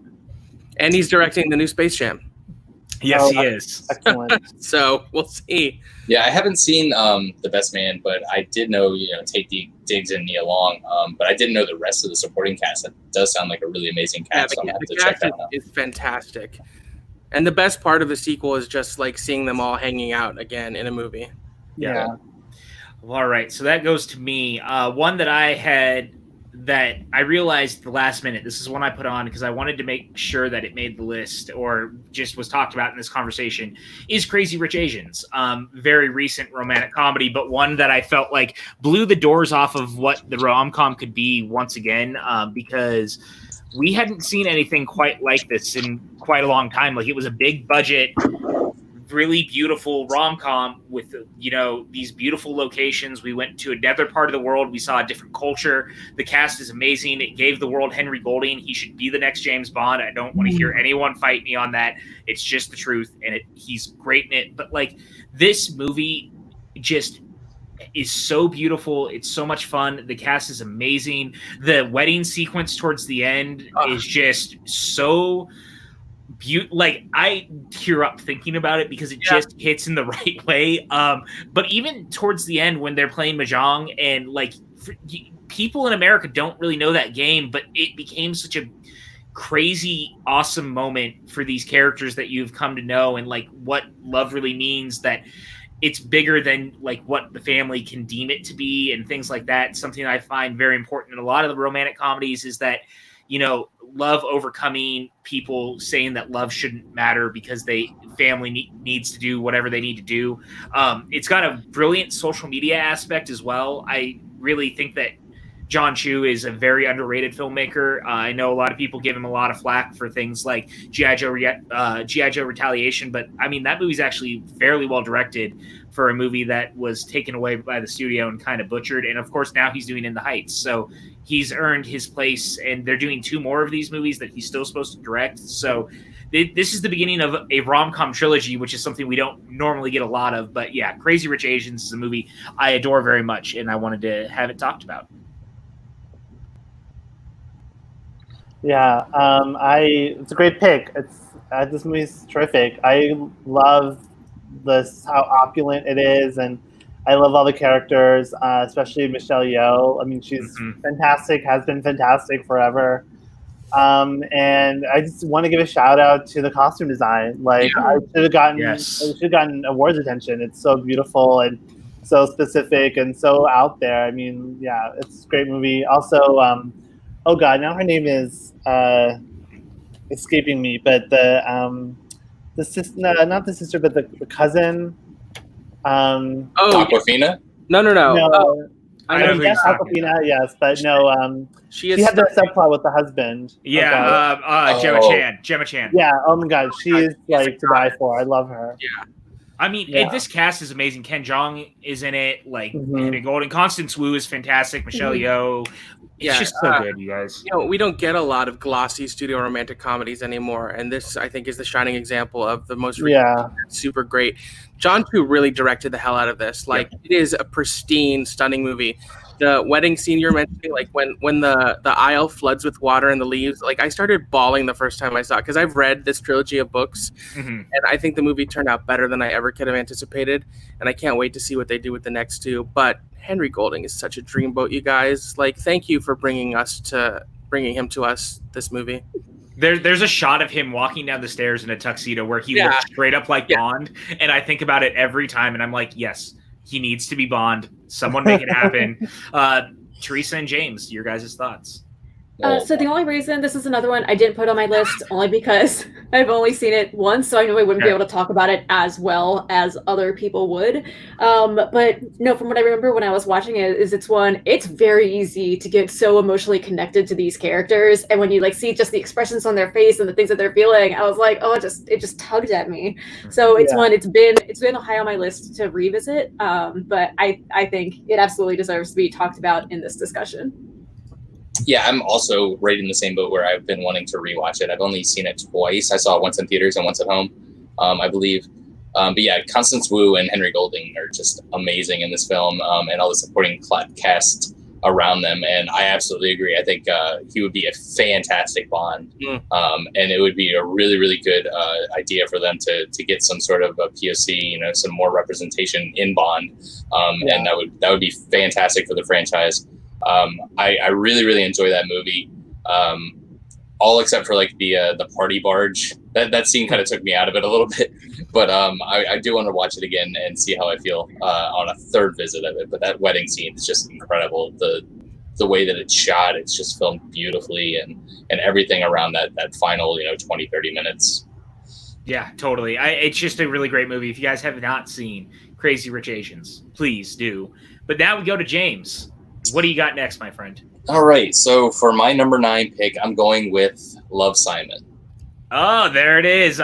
We were talking about this earlier off camera. So go ahead. What do we got with Love, Simon? Love, Simon, it really came out of nowhere for me. I didn't really know much about it other than the general idea of the film before I went and saw it in theaters. And I left that theater just feeling so happy and just really enjoying myself the entire time. It's such a great rom-com, regardless of whether it's about a gay kid or a straight kid. It's something that just hits everybody, and it gives you just all the warm feels. I really love the cast all around. Catherine Langford is really, really, really good in that, and the parents with Josh Duhamel and Jennifer Garner, and just seeing that family dynamic. I really, really just thought that was something that just it left me feeling good about myself and about the world in general. That and not everything is so shitty that we see everywhere, but you can sit down for 2 hours and people get along and people look out for each other, and not everything is terrible. So I was really happy with that. I watched it 2 or 3 times in theaters, and I've seen it 2 or 3 more times at home. It was one of my favorite films of that year. Yeah, this movie just absolutely positively rocks in all the right ways. I'm glad that you brought it into this because it is a rom-com in a lot of ways, and I think that it deserves to be talked about and celebrated, especially because I thought it was very important that it came out when it did, especially right now when we're really pushing to see more inclusion just across the board for everyone. And it's a very important thing to have a character who is leading a rom-com like this that is gay. Like, I just think that's very important, and I was glad that they did it. I'm gonna go over to Theresa. What were your thoughts? I agree with this, and I think it kind of goes along, with what you were just saying. I think for a while there was a period of time where we lacked just some really, really good rom-coms coming out, especially big budget ones. And I love that within the past few years, we've been getting them with great stories and stories that haven't really been told before. This is another one where, like, it's just as you're watching it, like, again, get so emotionally connected to the characters and what they're going through. And there's just some soul-crushing moments in this. But then, like, at the end, it does bring you around, and it is so heartwarming. And it just, like I said, it revives your faith in humanity a little bit at times. Absolutely. when you might really need that. So I thought this was a great movie, and it's a great pick for the list or for this discussion. Manish, what are your thoughts? I like Love, Simon a lot. There was a little part of me that kind of is a little critical of it, just because I think it's a lot an easier movie, I think, than it kind of needed to be. But at the same time, like, it's like in the tradition of like those 80s like John Hughes movies, so like it's kind of okay that it's like a very much fantasy I think like the more I watch it, the more I'm just able to be swept away by it, and just how charming and cute and funny and sweet it is. And I have to say, like, Josh Duhamel and Jennifer Garner are like two of the best movie parents. I mean, Jennifer Garner, like, I love her and everything. I mean, I could talk about her for hours and have, but I just love her in this movie. I mean, her monologue is like exactly the thing that every scared gay teen like needs to hear. So I'm glad it's out there, and I hope, you know, young kids of all orientations can find it and take something from it. Because I find it's a very, very powerful movie, even with its very high concept rom-com, you know, trappings. Yeah, Maxwell, your thoughts? Yeah, I was super close to putting this on my list. It's in my honorable mentions. I like this movie a lot. I read the book. I think the movie's one of the times where it's better than the book. I think it I think it cleaned up some of the issues I had with the book and made it in a more presentable way. I do agree to an extent with what Manish is saying, that it gets off easy in some regards. Like, it is very much like a fantastical depiction of what it is like to be a queer or bi or gay teen in America. But at the same time, I think it's nice to have that, because it can be a salve and it can show what can be and what we can strive for. And I think the best scene in this movie is when Jennifer Garner is talking to Simon after he comes out to her. And I think because what I love about the movie is less about the romance and more about his journey of coming out and his friends and his family relating to it, I thought of it less as a romantic comedy, but it fits the bill at the same time. And I think that's just why I didn't put it on my list. Totally. Well, that goes to Theresa now. What do you got next for us? So I actually have a more traditional one this time. I'm not going to shock anybody or make you rethink the genre. So my next one on the list I have is Clueless. Because as a girl, teenage girl in the late 90s, early 2000s, you know, when this was everywhere, it's just, this movie just makes me happy. I think the cast is so good. Paul Rudd still looks the same somehow, which I don't understand. And the only reason it's not higher on my list is because the step sibling thing is a little weird. Like, it's a little weird. But everything else, I just rewatched this movie recently, and it's been a while since I've seen it, but I'm like, I can still say every single line along with this movie. It's hilarious. It's so much fun. This is a great movie, and I'm sure everybody's seen it, so I don't need to go into too much detail about why it's so amazing. Look, Donald Faison is in this movie, so already it's already well above many for me, because I always like Donald Faison. As you said, Paul Rudd hasn't aged a day. Alicia Silverstone is everything. This is like the 90s in a nutshell. If you were going to time capsule any movie and be like, what was the 90s? You show them Clueless. I'm going to go ahead and go over to Manish. What were your thoughts? Clueless is Clueless. Like, it's one of the most iconic movies of the 90s, and I love it to pieces. Actually, like, Clueless, like, I recently rewatched it, and fully expecting to be weirded out by the step sibling thing, but like, they really do a really finite job of like making it seem like they like were step siblings for like a minute. Mm-hmm. What weirds me out more is how like age doesn't seem to exist in this universe. Like, she's fully like a teenager and he's like 19, 20 almost. And like, that's like, but it's like, this movie's so charming that like, while I'm watching it, I'm not even paying attention to that. I'm like, hey, whatever, like, they're meant to be. Yeah, I mean, Brittany Murphy, let's just talk about her. I mean, yes. You know, rest in peace. And like, I love her performance in this movie. I mean, she's so just heartwarming in it. She's so innocent and sweet. Yes. And just like, you know, when she says you're a virgin who can't drive, it's still, it's so cutting. It's like the meanest thing anyone could ever say. I love that line. Yeah, and Clueless is great. I love the costumes. Wish I had that, you know, that closet with the like half or whatever. Yeah, everything what to wear. I know it's 2020. Why don't we have that? Why don't we have that? Granted, we don't even have flying cars yet, you guys. All right, I've been waiting since Back to the Future Part 2. Hey, Yeah. Matt. Hey, Matt. What's going on, Matt? James, what are your thoughts on Clueless? Yeah, you said it best. It's 90s for 190 minutes. I just rewatched it last week for the 25th anniversary. And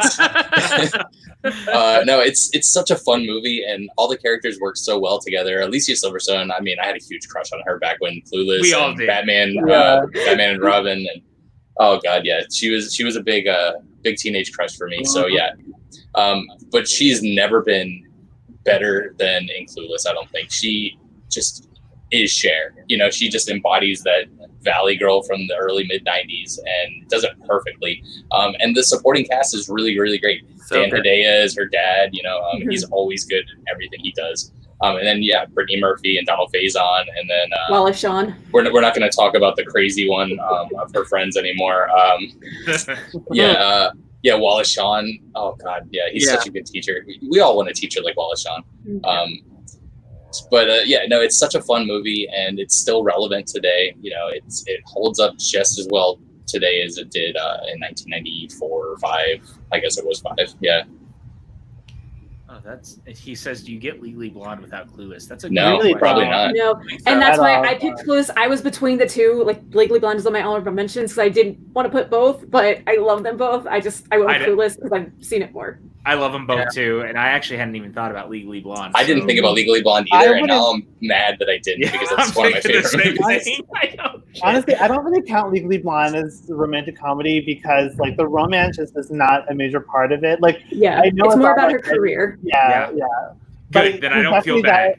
But definitely, you don't get legally. I mean, because it's a different kind of like 90s era feminism, right? Like, it's like that girl power, like girlishness is good kind of thing. So yeah, definitely like Legally Blonde owes to Clueless for sure. Yeah. Anyone else have any thoughts on Clueless? I mean, Clueless is number 5 on my list, so I don't have much more to add than what's been said, other than it's an all-time great romantic comedy, and Amy Heckerling is a genius. Yes. Yeah. Her career sort of plateaued after a while, and she hasn't done that much since the 90s, but she was so brilliant in this movie.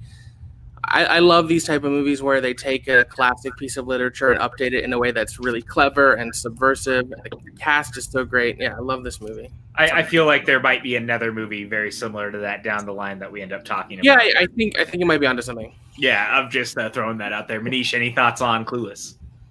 No, I mean, I think it's great pick. I mean, classic movie, like, deserves all the hype it gets.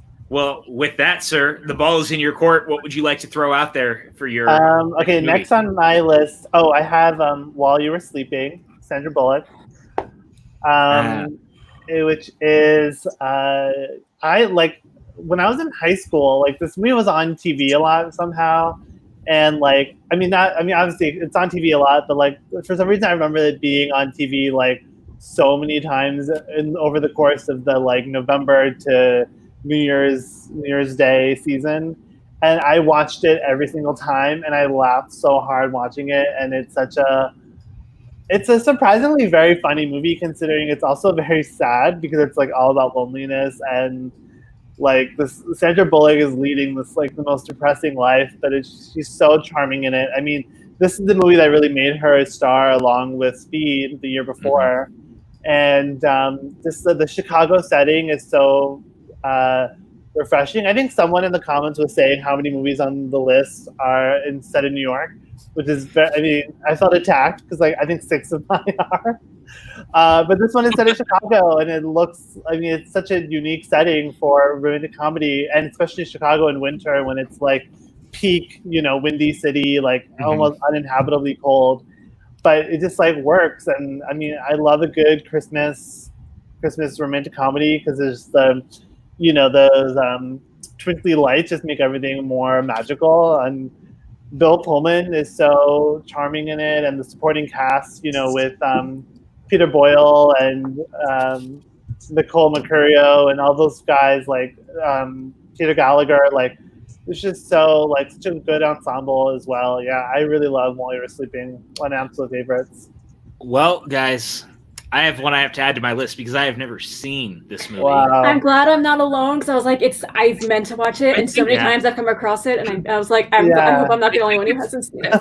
It's on Disney Plus, actually. It is. It is. It? Yeah. That's why I'm like, okay. yes, it's on there, so I know you need to watch it. And this is one that Christian Harloff has yelled at me about before in the past too, because I know he loves this movie. So I'm gonna go up to Maxwell real quick. What are your thoughts? I remember seeing this movie with my parents in the theaters, and I've seen it again since then, and it is pretty good, and I love Sandy, but there's like a creepy element to it at times that sketches me out a little bit.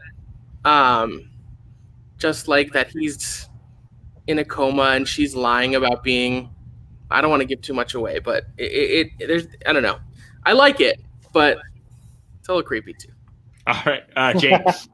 Yeah, this is another one that I haven't seen either, but now that I know it's on Disney Plus, I'll be remedying that soon. Yeah, I think that's all of us here. So that leaves us to Max. What is your next film? Okay. Sorry, Manish. I didn't mean any offense by. No, of course not. I mean, it is creepy, I guess. I just it doesn't bother me. That's fine. Okay, so my next choice is Forgetting Sarah Marshall. Yes, that's number 2 on my list. Yeah, it's on my list too, so we're good. Should we wait to talk about it? Let's just go through it. I think this movie is maybe the best thing Judd Apatow has ever been involved in a movie. I think this movie is so subversive and funny. It's weird. It's a little has some elements of gross out humor, but it has so much heart. And I think because Jason Segel wrote this, and I think he just put his heart on the page in a way that is so touching and beautiful. I think his character has such a great arc. So many of these romantic comedies take place in the city, whether it be New York or Seattle, Los Angeles, Chicago. The Hawaii setting is so unique, so beautiful. It makes you want to go on a vacation.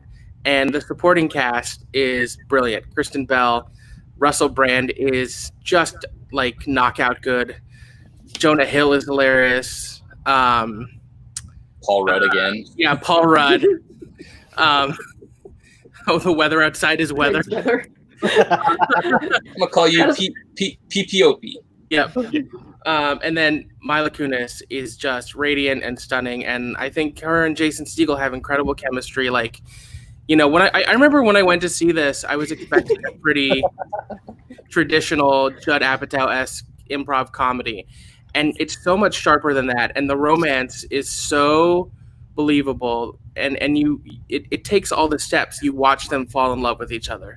So it just hits all the marks for me, and I really want to see a full-length vampire puppet musical. Jason Segel isn't using the quarantine to get that Dracula musical made. This is legitimately my favorite of all the Apatow produced stuff by a very wide margin. I adore this movie to pieces. It just is so good. I can't add a lot more other than I think the cast is just electric across the board. It's just so fun. I was watching it not too long ago because it's one of my comfort cheer up movies, and I've needed a lot of that during pandemic. And I texted PJ because in the beginning, right after Kristen Bell breaks up with him, the montage of him trying to deal, I was like, oh, it's PJ. I relate to it on a very real level, you guys. I just want to throw that out there. James, what are your thoughts on Forgetting Sarah Marshall? Yeah, I'm really in the same boat as you two. This is my favorite Apatow movie. It's one of my favorite comedies of all time, and one of my favorite rom-coms of all time. Like I said, I had number 2 on my list, and easily I could have probably had it up at number 1. I rewatch this movie constantly. It's one of my comfort movies too. It's got so much comedy to it, but like Max said, it has just so much heart that you don't really expect from a lot of the Apatow films.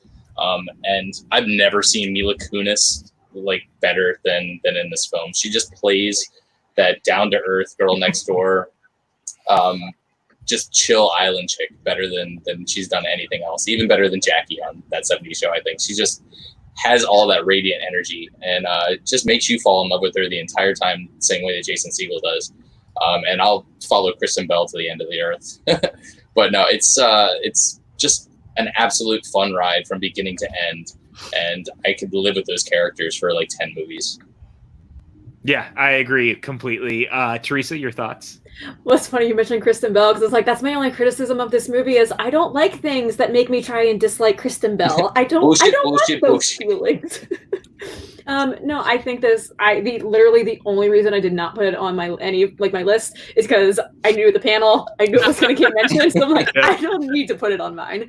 No, this is one of those movies we mentioned the supporting cast. This is one where just everybody is on. Everybody is just completely with it and devoted to that movie. They know the movie that they're in, which I think is always that kind of like elevates things. Jonah Hill. Movie, yeah, this is hilarious. Like this movie will not get old. I could watch it on repeat. So yeah. The thing about Jonah Hill that makes me mad though is that he is playing in Get Him to the Greek a completely different character than he is in Forgetting Sarah Marshall. That's this whole universe. Get over it. Manish. Yeah, I like this movie a lot. I think last night I watched it, I was like, I had just ended a relationship, not voluntarily, and so felt like an attack because I was like, there's so many things that I was going through, like as another like sad tall boy. I was like, oh my god, this is so me. But it's great. Like it felt cathartic in a way to like be like, oh wow, I'm not the only one who's like eating a giant bowl of cereal. I love Mila Kunis in it. Love the Hawaiian setting. I actually think Kristen Bell like gives a pretty incredible performance because she's playing someone that, as Theresa was saying, like we're not supposed to like, but I actually felt a lot of empathy for her because she's just like, in some ways she got kind of like duped into a situation that she probably didn't even really want to be in or realize she didn't want to be in. So I think it didn't make my list or my honorable mentions, but it's a movie that I think is worth chatting about and discussing more and suggesting to people to watch. It's a lot of fun. It is. And that was that Maxwell who put Forgetting Sarah Marshall out there. All right, so that leaves me. I'm going to go ahead and do one that I don't think anyone else is going to have on their list, and that is going to be The American President with Michael Douglas. And I absolutely adore this movie to pieces. Aaron Sorkin wrote it. Rob Reiner directed it. It has such an incredible cast, but it is also just like such a feel-good romantic comedy that also is literally about the President of the United States, whose wife has already passed away. Annette Bening and Michael Douglas are so fantastic together in this movie, and I watch it all the time. It makes me feel good when I'm down. This movie just gives me so much joy. The supporting cast is incredible. It's kind of the movie that gave us The West Wing, actually, funny enough, because, Martin Sheen is in this as the vice president, Michael J. Fox. It's just such a great movie. Lots of really great comedic moments, and their relationship is just actually really sweet and really beautiful. So I don't know if anyone else here, I'm probably the only one who has it. So I'll start with Max. What are your thoughts on The American President? I haven't seen this movie in a long time, and it's been one of those that I've been meaning to rewatch because I like Sorkin, I like the cast. But we know the only reason you put this on your list is because Michael J. Fox is in it. I mean, that might also be true, but also I just love the movie. It is a romantic comedy, and it's not one that I would necessarily immediately think of as a romantic comedy because it has so much else going on. I just don't remember it that well to talk about it, but I want to rewatch it again. Yeah, Manish. Similarly, I haven't seen this movie in a very long time. I remember enjoying it when I saw it. Probably I was in high school. Would love to revisit it. I do love Annette Bening, so more power to her. Theresa. I haven't seen this at all, so it's not even a long time, just not at all. So I cannot comment. I'm glad that I'm pushing people, hopefully, to watch it. Then, James, you're not even paying attention. No, I'm listening. I haven't seen this movie since probably middle school, and I could have sworn that I bought it last week, and I don't see it anywhere because I thought I saw it somewhere, and I picked it up because I want to rewatch this. So I need to look around and see if I did find it. Yes. No, but I don't remember very much of the movie outside of the cast and that Aaron Sorkin had written it. But I love The West Wing. I love Aaron Sorkin, so I'm pretty sure I'll probably enjoy it more than I did in middle school. And I was just going to add, I feel like my mind is combining this movie and Primary Colors into one movie. Yeah, you should probably fix that. So yeah, mine was always combining the American President and Dave. I was always getting those mixed up a little bit back in the day. Also a romantic comedy, not on my list, but also a romantic comedy. So we go down to James now. For my number 7, or 8, whatever you want. 8. So I have Groundhog Day. I almost put this on my list. Yeah, I definitely had it as an honorable mention. So go ahead, my friend. Yeah, Groundhog Day. I mean, a great Bill Murray role. Even a movie that gets me to tolerate Andie MacDowell. I'm not a big fan of Andie MacDowell, but she's really, really good in this. And Chris Elliott as the just the random camera guy, and he plays such a good role there. It's one of these movies that it's so comforting anytime it's on. If I'm feeling bad and I just need to chill out and relax, I'll pop on Groundhog Day. Great Harold Ramis directed film. He was gone way too soon. I miss Harold Ramis. It's, one of those movies with the infinite time loop, much like, Palm Springs now, which I could see Palm Springs, maybe in another few years being on one of these lists because that movie is so great. It was too new for me to even consider. Yeah, it's way too new to consider.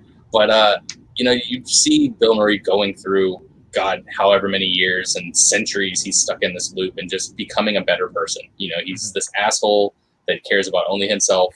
And by the end, he cares about other human beings. And it's what this country needs is a lot more empathy. And you can see that it might take you centuries of growth if you're a real piece of shit. But, everybody can eventually grow. So, go through life like every day is something that you've already lived, and try to be a better person like Groundhog Day. Yeah, I adore this movie. It was one that I kind of struggled with whether I was going to include it as a rom-com, but I'm glad that you did in the end because we still got to talk about it. Theresa, what are your thoughts on Groundhog Day?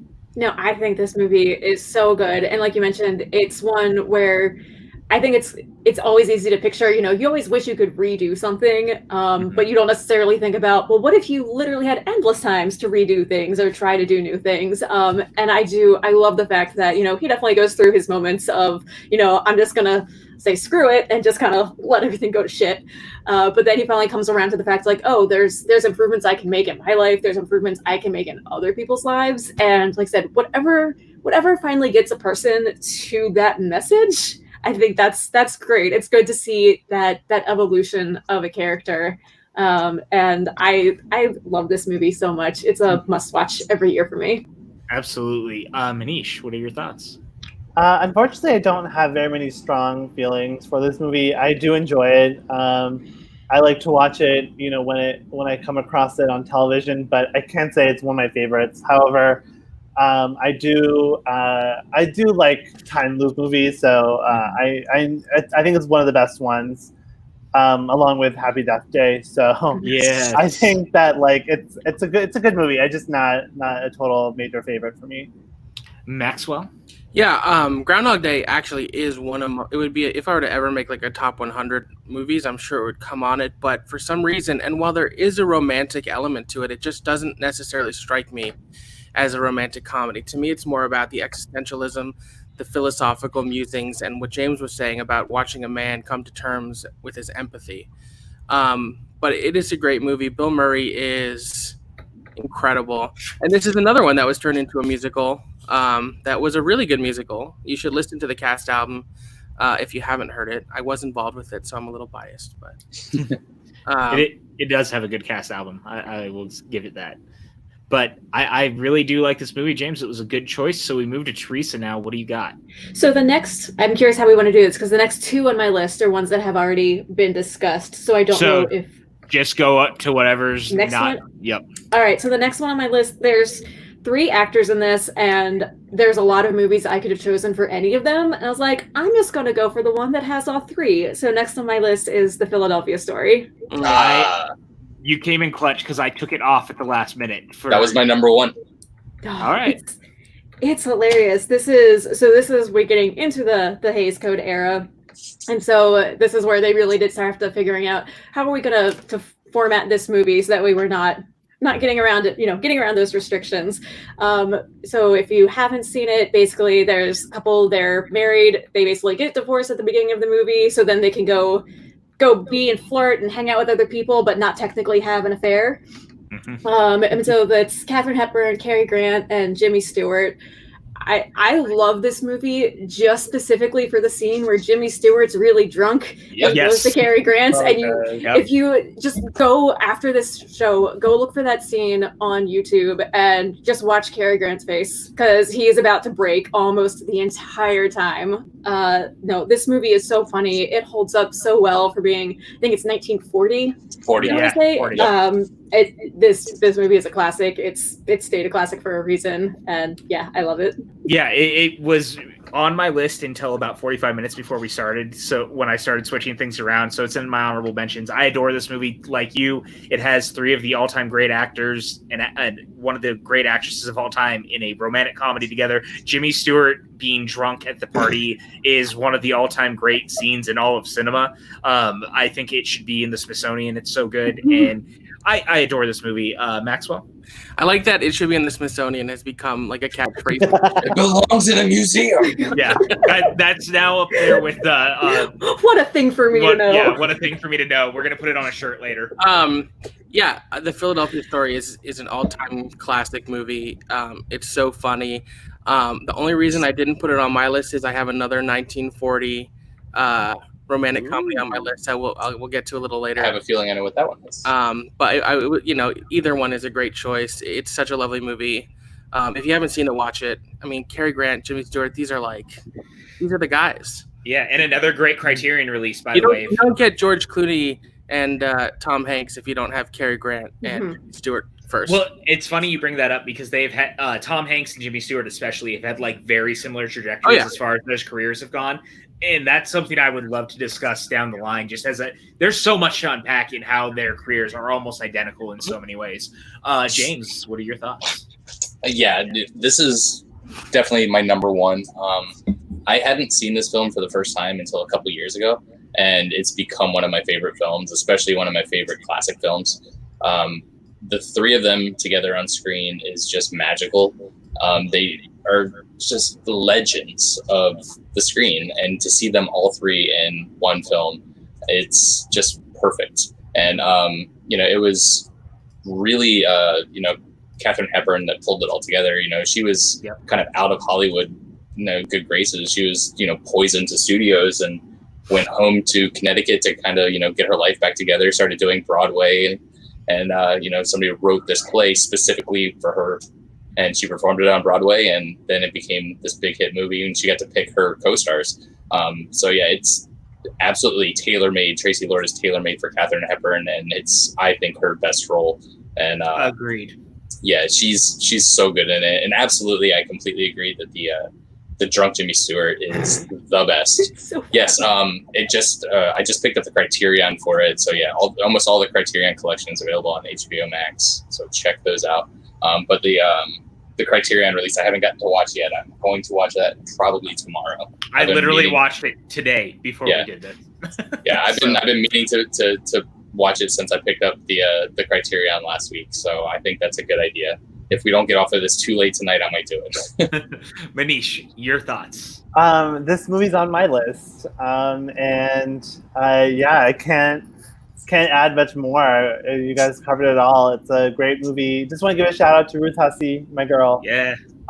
She's very sarcastic and funny and very great, and also the little girl in the film is very funny. Oh yeah. As well. I can't think of her name, but she plays is it Dinah? Dinah, yeah. It's a great movie, and I love Katharine Hepburn in this as well. I love Jimmy Stewart. I wish they would have done more movies together. I think this is the only one because they had such a fun chemistry. Because she's very high and mighty, and he's very aw shucks. So it's a good dynamic they have. Excellent film. All right. Well, that goes back to you now, my friend. What do you got next on your list? Oh, me? I have Gentlemen Prefer Blondes, the Howard Hawks musical. All right. With Marilyn Monroe and Jane Russell. One of my absolute, obviously it's on my list, but a movie that I have randomly will like watch just to like go to bed to just like the rhythms of it is just so comforting, and it's about these two singer dancers who are going on a cruise, and Marilyn Monroe's fiance is basically tasks Jane Russell to babysit her because he's afraid that she'll essentially cheat on him because she's a gold digger, and Marilyn Monroe is, and so they're on this cruise ship and all these hijinks of her trying to find rich guys, and Jane Russell is very sarcastic, and there's an amazing musical number with Jane Russell at the like gym on the cruise ship, and with the pool, all male Olympic team wearing these speedos or these like swim trunks that are almost nude color, so they're essentially naked, and that was a very eye-opening musical number for many reasons. But I just I love Marilyn Monroe. Like, I think she's one of my favorite actors from the era, and like I think this is the best movie that she had been in. It's the only one I think that really gets her persona of like the dumb blonde who only is a dumb blonde because that's what people expect her. Like, she's like very like self-aware, and I feel like Marilyn Monroe was like that in real life. This movie just has just a really funny things going on in it. It's really the banter between Jane Russell and Marilyn Monroe is so good. They have such a nice chemistry. Like, I was reading that they got along so well on set, and that Jane Russell felt very protective of Marilyn Monroe because she saw how she was being used by kind of everyone around. And yeah, if you have not seen this movie, I highly recommend it. It's a very brisk 90-minute film with a lot of great musical numbers, including, Diamonds Are a Girl's Best Friend, which is a classic Marilyn Monroe moment. Very colorful, very beautiful, just great. A lot of fun to watch. Oh, I clearly need to see this. This is one that I've actually missed, unfortunately. So I will now add it to my list. So I go to Theresa, who's very excited about this movie. Excited. So this only didn't make my list because I have a different Marilyn Monroe movie on it because I adore her. No, this movie is so funny, and the songs are so good. I love Jane Russell in it. Like I said, you mentioned the banter between them. It's fantastic. Like, they do not miss any beats. No. And I think so many people just have this perception of who Marilyn Monroe is and what she was like as an actress. And granted, one of those part of the reason is because one of the scenes that's in this movie. But I think people haven't really taken the time to actually watch her perform and watch her in a role. And this is just like peak Marilyn. And if you're not familiar with her work at all, this is a great one to check out. I love this movie so much. Totally agree. Going up to Maxwell, what are your thoughts? Yeah, I'll keep it short and sweet. I think this is a great movie. Marilyn's amazing in it. I just didn't consider it because I would have put it on like a best musicals list as opposed to romantic comedy. Sure. So, and just as a way to keep, more slots for other things. But it's fantastic, and you should watch it, PJ. I'm definitely going to now. James? I've only seen it once, and I don't remember very much about it, so I do want to rewatch this one. But I remember enjoying it, and Marilyn Monroe was great in it. But I definitely need to revisit that one. All right, Maxwell, we go back to you. What is next for you? So next for me is Notting Hill. Oh, interesting. Written by Richard Curtis, who's one of the kings of the modern era romantic comedy. This movie, I watched it at the very beginning of quarantine, and it holds up so well. It's so romantic. It's so funny. Hugh Grant is at his like awkward, charming British best. I don't think he's ever better. Well, it's between this and About a Boy, but he is so good in this movie. Him and Julia have amazing chemistry. It's so romantic. I love the way that it plays with her as being this big Hollywood starlet, and how it plays with like the idea of someone super famous finding a way to find romance with just a normal guy. And then you have such a great supporting cast with Reese Ifan and Hugh Bonneville, and so many other great British actors. Emily Mortimer. It's just such a lovely movie. I think it really like encompasses everything Richard Curtis has done in the films he's written and directed, and is one of his best works. It makes me smile. It's great romantic comedy. Yeah, I love this movie. I'll keep it short and sweet. It's the best. I echo everything Maxwell said, so I'm going to Theresa. I think, like I said, I think this is a classic for a reason. Especially you get Hugh Grant and Julia Roberts, and like I said, I think it's hard to think about a rom-com with either of them that you're not going to find something about it that you enjoy. It's one I haven't seen in a long time. I think it was like around the time that it came out and not since then, so I do need to revisit it. But no, I think I think they are both quintessential rom-com actors from that era, and like I said, I think it's worth a watch. Manish. Yeah, it's on my honorable mention list.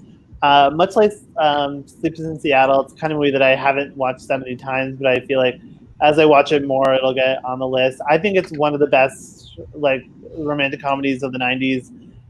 Julia Roberts, I think it's one of her best performances. The I'm Just a Girl scene is heartbreaking to watch. Yep. I mean, literally you just fall to pieces. So it's a great chick. It's a great movie. Excellent. James, you came back right in time. Do you have any thoughts on Notting Hill before we move on? Perfect. Yeah, Notting Hill is the one where Julia basically plays herself, and he owns the travel bookstore, right? Mm-hmm. Yeah. No, it's a really sweet movie. I liked it a lot, and I can never remember the guy's name.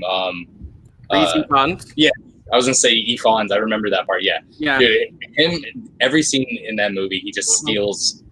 Just 100%. I think it's a really, really good movie. I like that choice. Awesome. So that goes to me then. One that I've been waiting to talk about a little bit, and I'm sure that there's going to be someone else who's got this, is 10 Things I Hate About You. Oh, yes. That was my next one. Yeah, 10 Things I Hate About You is a movie that I love to pieces. I think it's one of the all-time great teen comedies. I think it's one of the all-time great Shakespeare adaptations.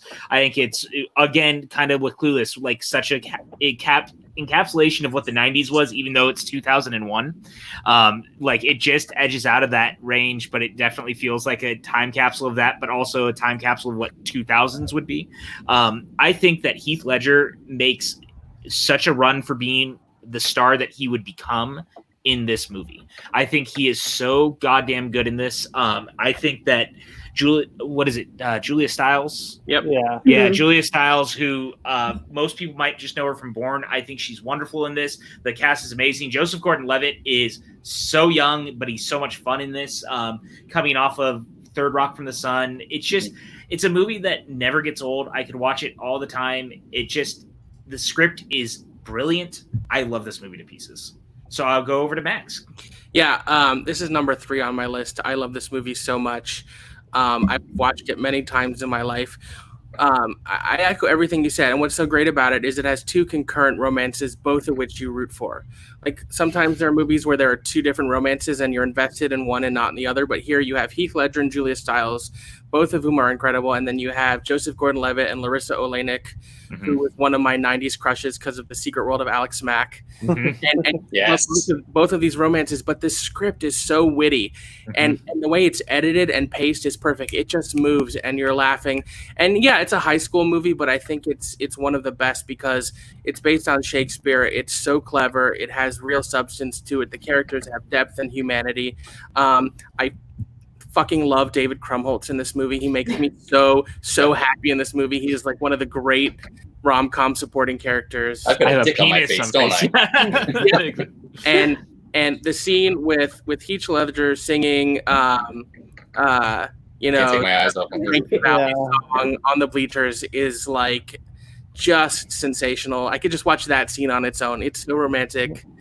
I love this movie. And that scene was perfectly parodied in Not Another Teen Movie as well by Chris Evans. And that's, to me, is the sign of you've done something really well when you can also parody it incredibly well on top of it. There's a difference between like and love, because I like my Skechers, but I love my backpack. I know you can be overwhelmed. And I know you can be underwhelmed. But can you ever be just whelmed? And Gabriel Union is great in this too. This cast is stacked. This movie's incredible. We'll go over to Theresa. What are your thoughts? No, like I said, as soon as this movie comes up, for whatever reason, the overwhelmed, underwhelmed quote that's the quote that just pops into my head immediately, and I'm like, I'll just start laughing. Like, it's not even that amazing of a sentence, but it's just, it makes me just think of the movie in general. I don't know if there's a lot that I can add to what others have said, because it's one of those, it's quintessential teen movie. It is a perfect Shakespearean adaptation. It's a wonderful rom-com. I think there's not much I can add to that has already been said. Manish? Yeah, well, I want to give a shout out to the soundtrack, which has some of the coolest songs of that era. And I love you, Kate Hanley. A lot of letters to Cleo. Yeah. So good. James, your thoughts? Oh, I'll sorry, leave you to. I'll leave you with Reginald's throbbing that's member. exactly what I was going to say. Or quivering member. Quivering member. I like that. No, Allison Janney is so good. 10 Things was the next one I was going to bring up, and it could have been way higher on my list. It's one of my favorite movies. I just rewatched it a month ago. It is on Disney Plus, by the way. It is on Disney Plus. Yeah. It's another one of those movies that I've seen, umpteen times, and it never once gets old. And it's an absolutely stacked cast. Joseph Gordon-Levitt and Larissa Olnick just have such a sweetness about them. I loved her in Secret Life of Alex Mack. And he was just coming off Third Rock, and he just brings that, that childish, boyish charm, and you really care, like you said, about both of the love storylines. And when I think of Julia Stiles, this is the movie I go to. I don't think of the Bourne movies. I don't think of Save the Last Dance. It's 10 Things I Hate About You. She's Cat. Cat. Oh, so good. It's just the best. I love this movie. No, it's such a great movie, and absolutely, you nailed it with the soundtrack. I was going to bring that up with Save Ferris and Letters to Cleo and all that. It's such a good late 90s, early 2000s soundtrack. But I will throw out, I have a bone to pick with the whole band scene, because they zoom in on the cymbal player, and he goes to crash his cymbals, and he misses them by a foot. And it's this close on screen. It's not hard to see that. And it drives me crazy every time I watch the movie. That's fair. And now you'll see it every time you watch the movie. Thanks a lot for that, you asshole. Kind of like the sweeping in Quantum of Solace. Yeah. Well, James, we go back to you then. What's your next movie? Okay. So 10 Things was my next one. So now I'm moving up to, I think, the movie that Max was going to pick from 1940, The Shop Around the Corner. That is not the one. Not the one. Okay. Interesting. Okay. Now I know which one Max is going to pick. Yeah, the other one. I was going to talk about this when I got to one of my movies later, so this works out perfect. Yep. So the movie that he was going to talk about is the one that was remade from this one, which is everybody's Tom Hanks and Meg Ryan movie, You've Got Mail, which is a remake of The Shop Around the Corner with Jimmy Stewart, and it's set in like Eastern Europe, and it's supposed to be God, I can't think of the country, but it's near Russia anyway. But you have two Americans playing these roles, and you have the shop owner, played by Frank Morgan of Wizard of Oz fame. He was the wizard, and it's the same concept that you would get later on in You've Got Mail, where you have two people that are at odds with each other during the day, and they're having a secret correspondence that they don't realize is each other, and falling in love through the mail.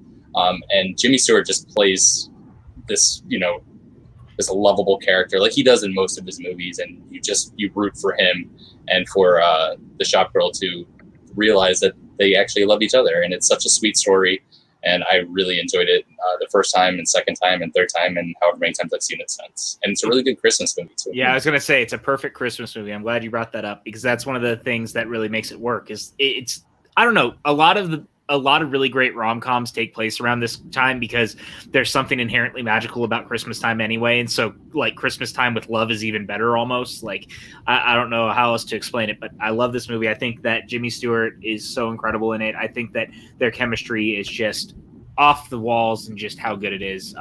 Yeah, it's a great movie. Go over to Theresa. I was going to add in the whole Christmas aspect. We talked about how some of the other movies, New York or the city or the location plays such a crucial role. Like in this movie, it's definitely Christmas. It's the season that's essentially its own character in the movie, and it drives so much of what's happening. I was late coming to this, which I guess is kind of funny to say about a movie that's been out for so long before any of us were alive. But I only just saw this within the past year. Wow. Yeah, for me that's very surprising. It's such a sweet and charming movie. I really enjoyed watching it, and I can see it becoming a new Christmas staple for me. And it's in Budapest. That's what I was trying to get to. Budapest. Manish, what are your thoughts? I really like this movie a lot. It didn't make my list, but it's definitely a very sweet and entertaining, engaging movie. I like it a lot. Love Jimmy Stewart so much, and Margaret Sullivan. We both have such great chemistry, great ensemble cast, very witty. So yeah, I love this pick. It's a good one. Maxwell? Yeah, I don't have much to add. It's another great one. Jimmy Stewart is an American treasure. He's at his most charming and lovable in this movie. It's a great pick. Yeah. All right. Well, we go over to Theresa then. What is your next pick? Oh, I'm actually struggling with this because a bunch have been said, and I know we've been going for a long time, so I want to try and get important ones in. So I'm going to jump to one that I know Maxwell has said a couple times, that he thinks of certain movies as fitting into other genres, but there's romance and there's comedy, and actually, two of these things on my list have this, but this one is just one of my favorite movies of all time, and that's Singing in the Rain. It's like, classic. Technically, it's a musical, but it's absolutely hilarious. It's such a fantastic love story. I don't think I could have this conversation about romance and comedies without including Singing in the Rain. I appreciate this pick a lot. It's a movie that I enjoy very, very much. It's a movie I watch all the time. I didn't think of it really as a rom-com, but I can get behind you having it here. It's like, if you take out the songs, it's a straight rom-com. That's fair. Maxwell, what are your thoughts on Singing in the Rain? Singing in the Rain is my fourth favorite movie of all time. I love this movie beyond reproach. I have no umbrage with it. I just didn't include it on my list because, again, I would call it the greatest film musical ever made. It can be two things. Yeah, no, it absolutely can. Which is why I'm not saying it's not right. It's just for my own personal list. But I could talk about this movie for hours. It is just, Moses supposes, make them laugh, everything. It is just sublime. It's perfect. It's absolutely perfect. Like, if you are feeling down, if you're having a bad day, if you're depressed, put on this movie, and it will take you out of that slump. Absolutely. It has arguably the greatest dancing ever put to cinema. It's so good. It's so good. And the cast it makes is me amazing. think of and may she rest in peace, The Great Movie Ride. Mm-hmm. And yes, The Great Movie Ride was a she. James, your thoughts? I knew Theresa was going to have this on her list. And I am in the same boat with Max. I didn't put it on mine just because I consider it the greatest musical, even though you take the music out, like she said, and it is a rom-com.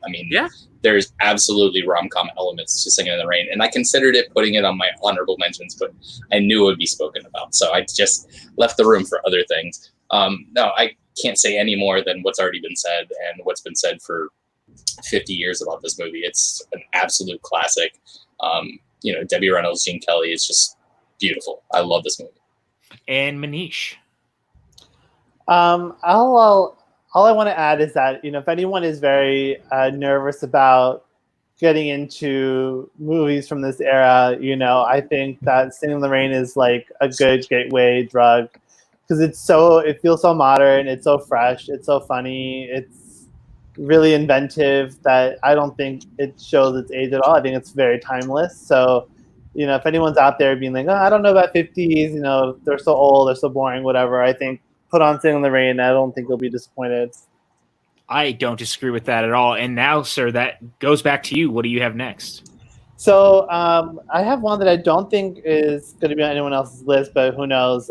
This is the 1990 movie Tie Me Up, Tie Me Down with Antonio Banderas and Victoria Abril by Pedro Almodovar.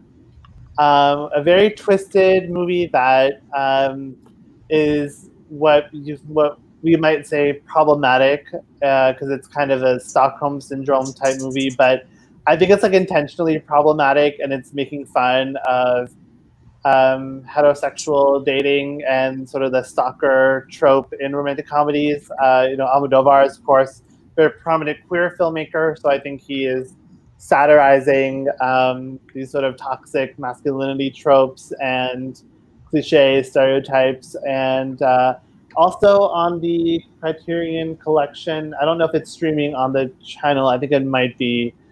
Very weird movie, very kind of like kinky and sexy and a little icky, but in kind of a fun way. So I recommend it if you have not seen it. Time Me Up, Time Me Down.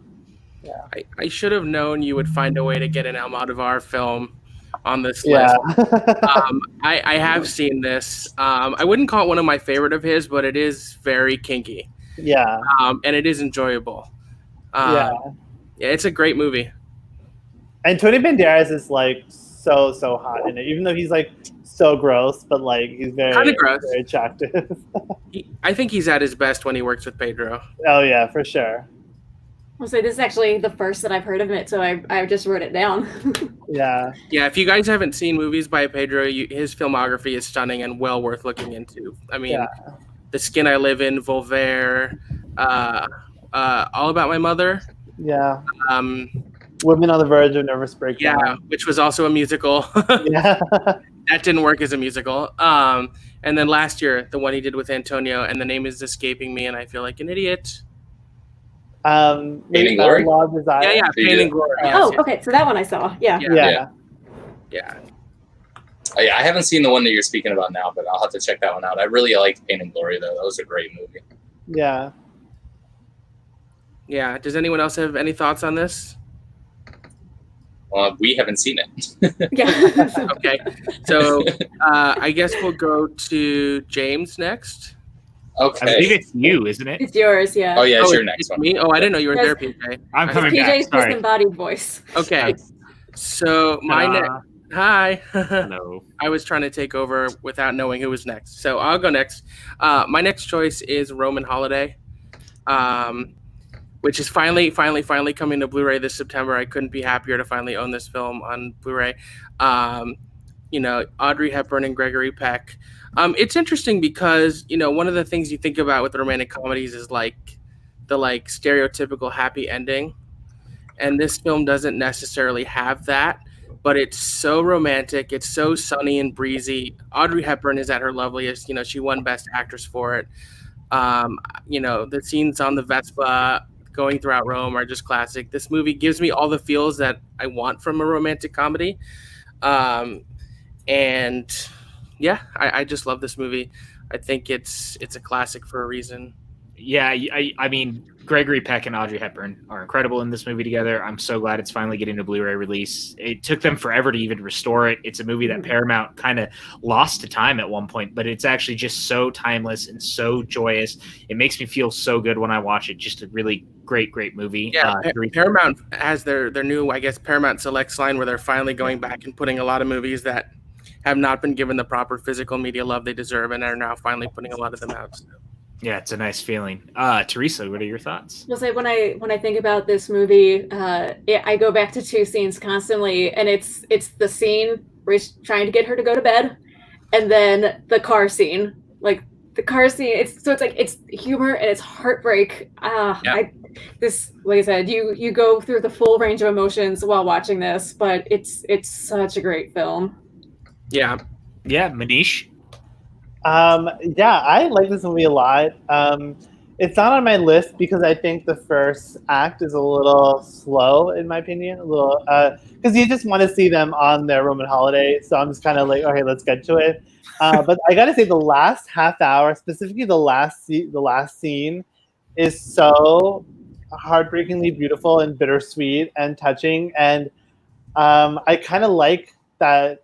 I mean, I don't want to spoil it, but it is a very old movie. But I kind of like that the ending isn't the fantasy ending that you would want, just because I think it's almost more romantic that you have that like feeling of like what could have been. And it's a nice contrast to Notting Hill, which I think is a similar kind of thing. And I think thinking about those movies together is very, very interesting. I love Audrey Hepburn. I mean, she's my favorite Hepburn. I mean, I got to say. So she's, and I think this is like an amazing role for her. And yeah, a great pick. James? Yeah, I just watched this for the first time maybe a couple months ago, and it's such a sweet movie. Gregory Peck and Audrey Hepburn have such great chemistry together, and I really like the ending of it because it's not that fantasy that you get. It's not a lot of wish fulfillment, and it's realistic. Yeah. And I don't think it's so bittersweet because I think without saying what the ending is, but I think that there's some mutual things going on there that you get to see at the end, and I really like it. And I'm looking forward to the Blu-ray, like you said. But I have like the Centennial Collection DVD. It's really nice. Has a lot of great special features that I'm looking into. But no, it's a really, really great film, and it makes me want to go to Rome. Yeah, I love this movie to pieces, so I'm glad this one was on the list. So I believe that leaves it to me. This one's one of the newer film that I just wanted to get some love, and that is The Big Sick.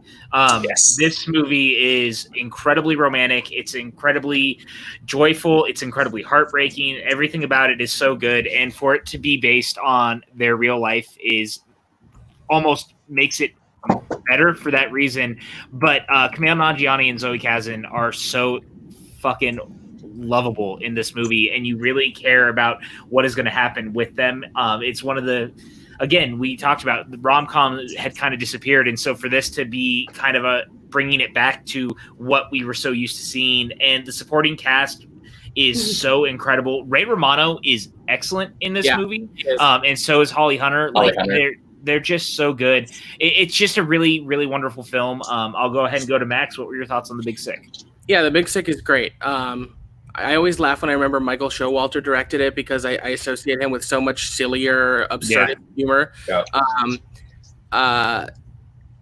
And I think both Ray and Holly deserved Oscar nominations for this movie. I think their performances are out of this world good. And it's so romantic. And it's another one where you don't necessarily see the couple together all that much. But as a contrast to While You Were Sleeping, it sets him up before that sort of dichotomy. It's a lovely movie, and I love how Kumail brought so much of his own culture and his own experience into it. It didn't make my list. It's in my honorable mentions, but it's fantastic. Go on the internet. People hate Forrest Gump. And the other thing is Judd Apatow did produce this, which I forgot about. I forgot he did too, actually, to be honest with you. But I really do love this movie. Going over to Manish, what were your thoughts on The Big Sick? Just two quick things. One is that, like, to see a South Asian, not only South Asian man, but a South Asian family in a romantic comedy and not be the butt of, racist jokes, very refreshing and very, just so, I mean, I love, you love to see it. And the other thing is that the ending of this movie is just so romantic. It's like, and like Kumail and Emily V. Gordon, his real life wife, like they love romantic comedies and they have a lot of respect for them. And so like when they do like just like the way that they do these like romance tropes is just so full of love and affection for the genre. And it comes through. Like Kumail's a big fan of Four Weddings and a Funeral. He's like famously, that's his favorite movie of all time. And you could just like see the Richard Curtis influence there. So great pick. Love this movie. Theresa? Yeah, it's one, knowing the real story beforehand, it still doesn't take away any of the intensity that you get while you're watching it. I can't imagine, portraying a fictionalized version of yourself in a movie, especially when this was the experience that you had. So I think it's amazing to see that. It's so well done. And I want to give a shout out because we talked about some of the extra cast members. She has a very small role in it, but Bella Lavelle is in this movie from Crazy Ex-Girlfriend fame, and she needs to be in all of the things, literally all of them. So I just wanted to shout out. She's in there too. It's only a couple lines, but I adore her. So I'm glad she's getting some more exposure. Yep, absolutely. James. Yeah, I really, really love this movie. And yeah, much like Theresa said, it's got to be so hard for Kumail and Emily to put themselves out of there with such a personal story and to put that story in front of millions and millions of people like that. And it took a lot of courage for them to do that. I've been following them since, Indoor Kids and stuff, and it's really nice to see how their careers have progressed. It's such a sweet film. I completely agree that I think Ray Romano and Holly Hunter should have been nominated. It could have easily been a role for Ray Romano where he went over the top and it was annoying, but he doesn't. He plays it, where he needs to. He's very laid back in his performance and subdued. He's not over the top. But yeah, it's a really, really great film that I need to watch again because I haven't seen it in a while. Well, we go back to you then, my friend. What do you got next on the list? Okay, I think I'm down to like 2 more. Next one is When Harry Met Sally. There it is. Yeah. We were all waiting for it. I was amazed nobody else brought it up before, but that's because it's at the top of everybody's so high list. on everybody's list. Yeah. So I had it number 3, I think, on my list. Number 4 on my list. When Harry Met Sally, I mean, it's the quintessential rom-com that you get from the last, 30, 40 years. It's Meg Ryan and Billy Crystal doing the things that they do best, where they're just funny and charming, and you just love to see them together. And the supporting cast with Carrie Fisher, and it's just such a fun movie. It's a great New Year's Eve movie, and it's just one of those ones that when you're feeling down and you need to cheer up, When Harry Met Sally will always do the trick. It is a great New Year's Eve movie. I'm really glad that you brought that up. I don't know if that could have anything to do with anything that we've talked about for later in the year, but it is a great New Year's Eve movie. I love this movie to death. I think it's one of the all-time greatly written films. I think the script is absolutely brilliant. The way that Rob Reiner plays everything out with having real-life couples in between sections of the film is just brilliant and sets the stage for you never know where you are in life when love is going to find you. And I just think it creates such a great dichotomy between what you're seeing play out and what what real life people have actually dealt with. Billy Crystal and Meg Ryan are absolutely amazing. I am still madly in love with Meg Ryan in this movie specifically. I just think she is amazing in it.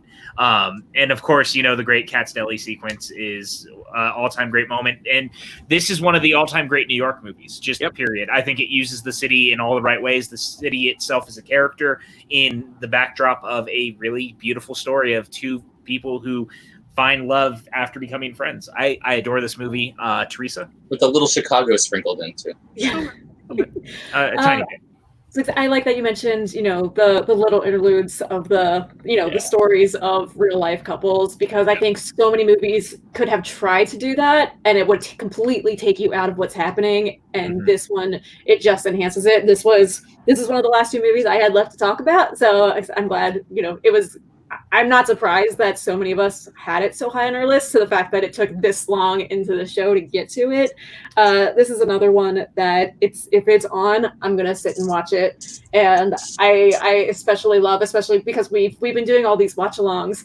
I think it makes the scene where they're calling each other from the phone and then just watching the movie together. I think at one point in time that I've been like, well, nobody's gonna do that. And it's like that's literally what we're all doing right now. That is literally what built this channel, is us sitting on a phone call together watching movies, you guys, and it's a beautiful thing. Maxwell, your thoughts on When Harry Met Sally? Yeah, I mean, this was number 1 on my list. Everything you guys said is true. It's a great New York movie. It's a great romantic comedy. Billy Crystal and Meg Ryan are at their best. Nora Ephron was a gift. Her screenplay, I would say, is one of the best written films of all time. The way it's structured, where you have the opening where they're driving together and then it cuts to 5 years where they meet again and then it cuts to again, really planting the seeds is so clever. And I think in a lot of ways this movie was ahead of its time. The way it talked about relationships, the way like certain terms like high maintenance, low maintenance were like things that were not really discussed that much. So it was really sort of like cutting edge at the time, the writing. And also I think because Rob Reiner had been married to and then divorced Penny Marshall, he was able to bring a lot of his own experiences into the depiction of Harry. And Billy Crystal and Rob were best friends, so Billy was there through all of it, supporting him and helping him get through it. So I think what really makes this movie so special and stand out is how much truth there is in it. All the conversations that they have, whether it be Billy Crystal and Bruno Kirby, or Carrie Fisher and Meg Ryan, the way their friendships work, even though it is a bit heightened, it is, as romantic comedies get, it has that element of deep humanity behind it. Plus, the Harry Connick Jr. songs sprinkled throughout the soundtrack are so great. He won a Grammy for this soundtrack for a reason. It's I don't say this a lot, but it's a perfect movie. There's nothing I would change. It's so funny because I watched it last night. That was the one I was alluding to. I also watched it. Max watched it last night too, and it had been a while since I had seen it, and that divorce angle hit me like a freight train in the right way, though, because I was like, I fucking get this. Like, I understand. It feels so real, and I can legitimately say that as someone, and Maxwell can attest to that. The way that he has talked to me in these certain situations is very similar to what I've actually gone through. So I didn't really remember and really understand how real it really was until last night. And I thought that goes a long way to the writing of the film, I think, in so many ways. And it is on HBO Max if you haven't seen it or want to watch it. And the transfer they have looks great. I think it looks better than I've ever seen it look. It's so crisp and sharp. Yeah, and Bruno Kirby's performance is very Bruno Kirby is great. He's very Rob Reiner-esque in a way. Also, what I like about it, because I mean, obviously, I grew up watching All in the Family, and so Rob Reiner is an actor in that. It's a very clear depiction. Manish, what were your thoughts?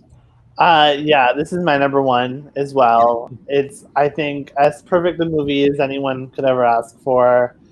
Good movie about seasons, like. It goes through almost every season, and every one of them looks so beautiful. Meg Ryan, I think, is the MVP for me. I mean, this movie is perfectly cast from the starring roles to the extras, but Meg Ryan, like, she's so funny, guys. Like, she's great. Someone in the comments was saying that she's been in a lot of great movies, and I agree. Like, I think she's one of our best stars, and I would love for her to come back and do another movie like this, because we really miss her. And When Harry Met Sally is like just the pinnacle of this kind of movie. It's the best, really the best. Theresa? Well, I went with the I talked about. Are you saying my next guess? Yeah, it's your turn. Okay, sorry. I was like, wait, I already went. Sorry, it's real late, y'all. We're almost to the end, you guys. Yeah, so I'm going with the last one on my list, and I kind of alluded to it before. This is quite possibly my favorite movie of all time, and it's Billy Wilder, Jack Lemmon, Tony Curtis, and Marilyn Monroe in Some Like It Hot. That was my next one too. I like it.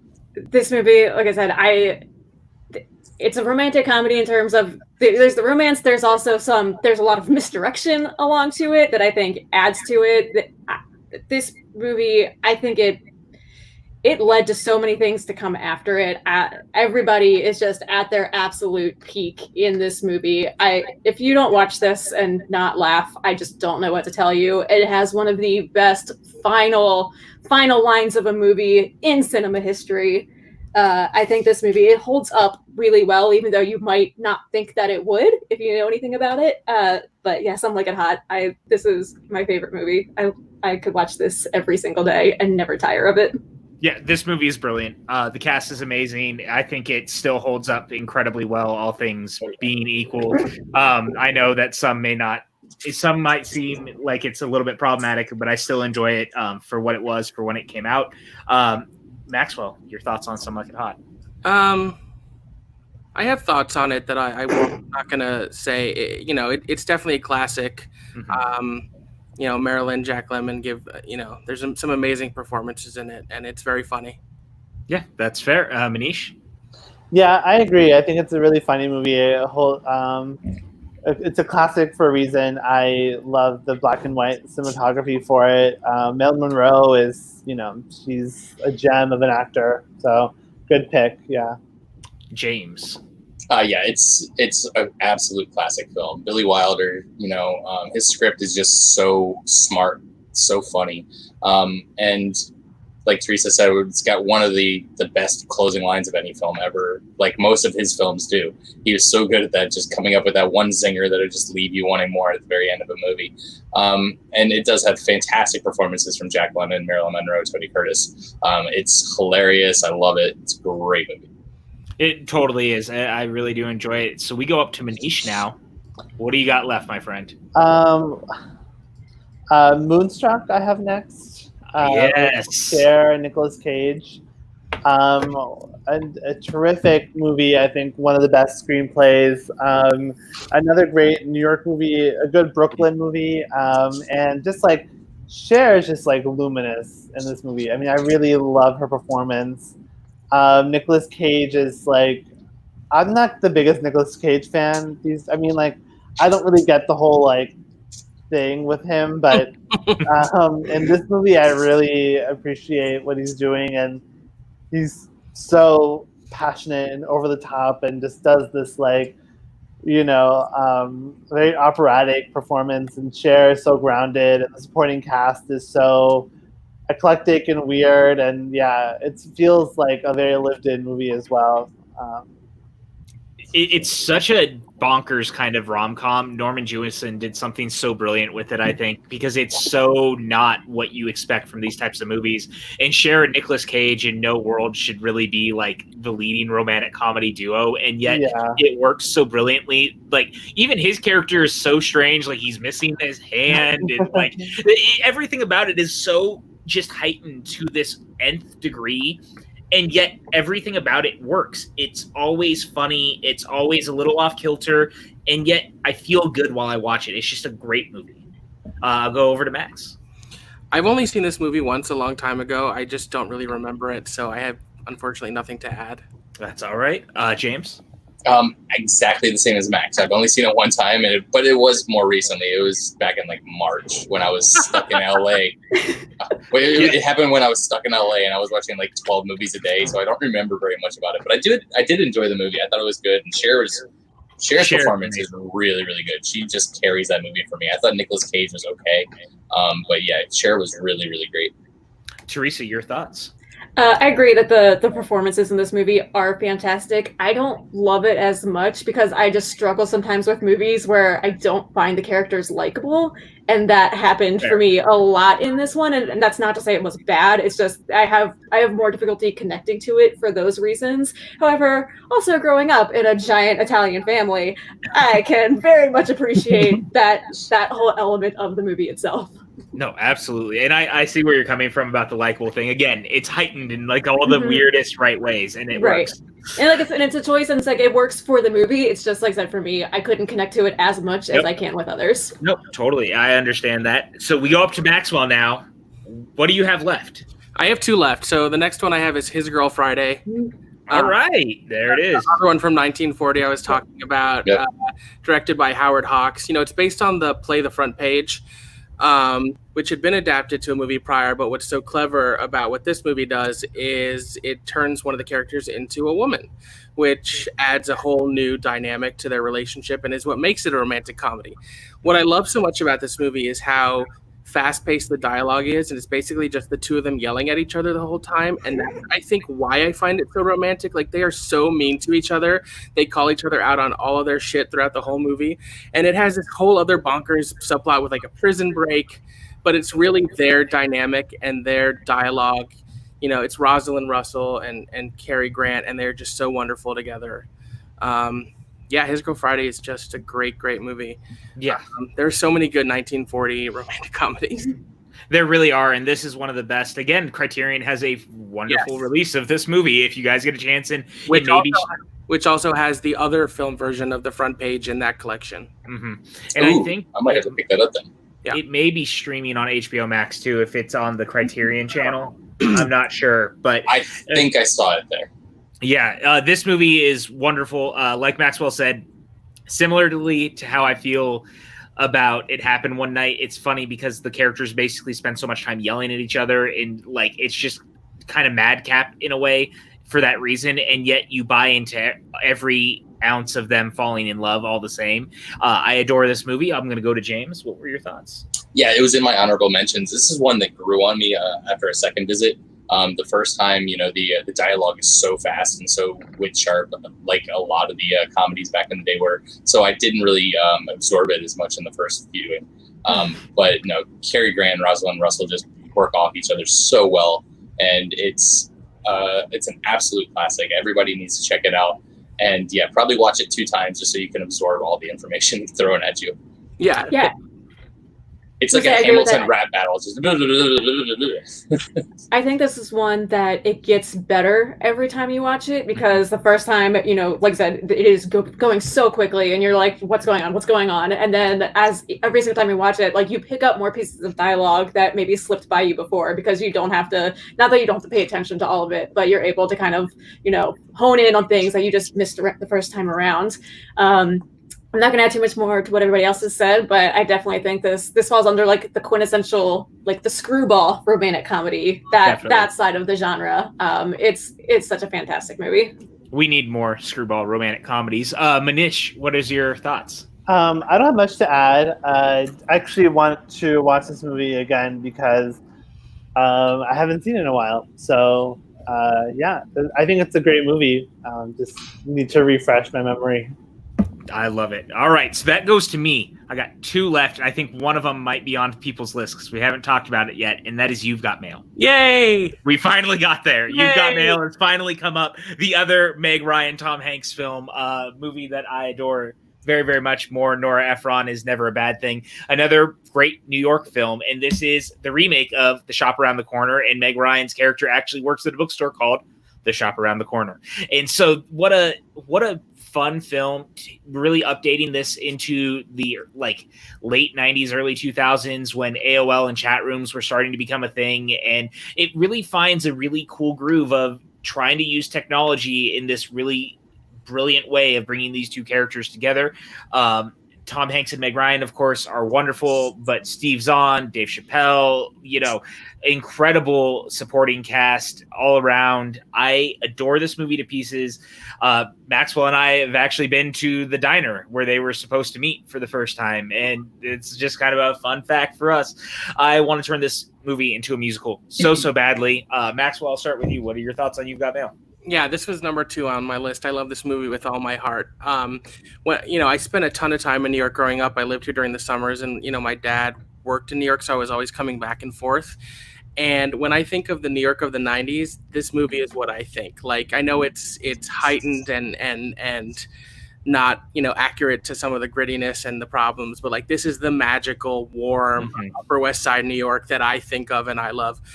This movie is so funny. It is so romantic. Tom Hanks and Meg Ryan are incredible together. Like, I think of the final scene and like the soft, tender tones they talk to each other in, and it's just lovely.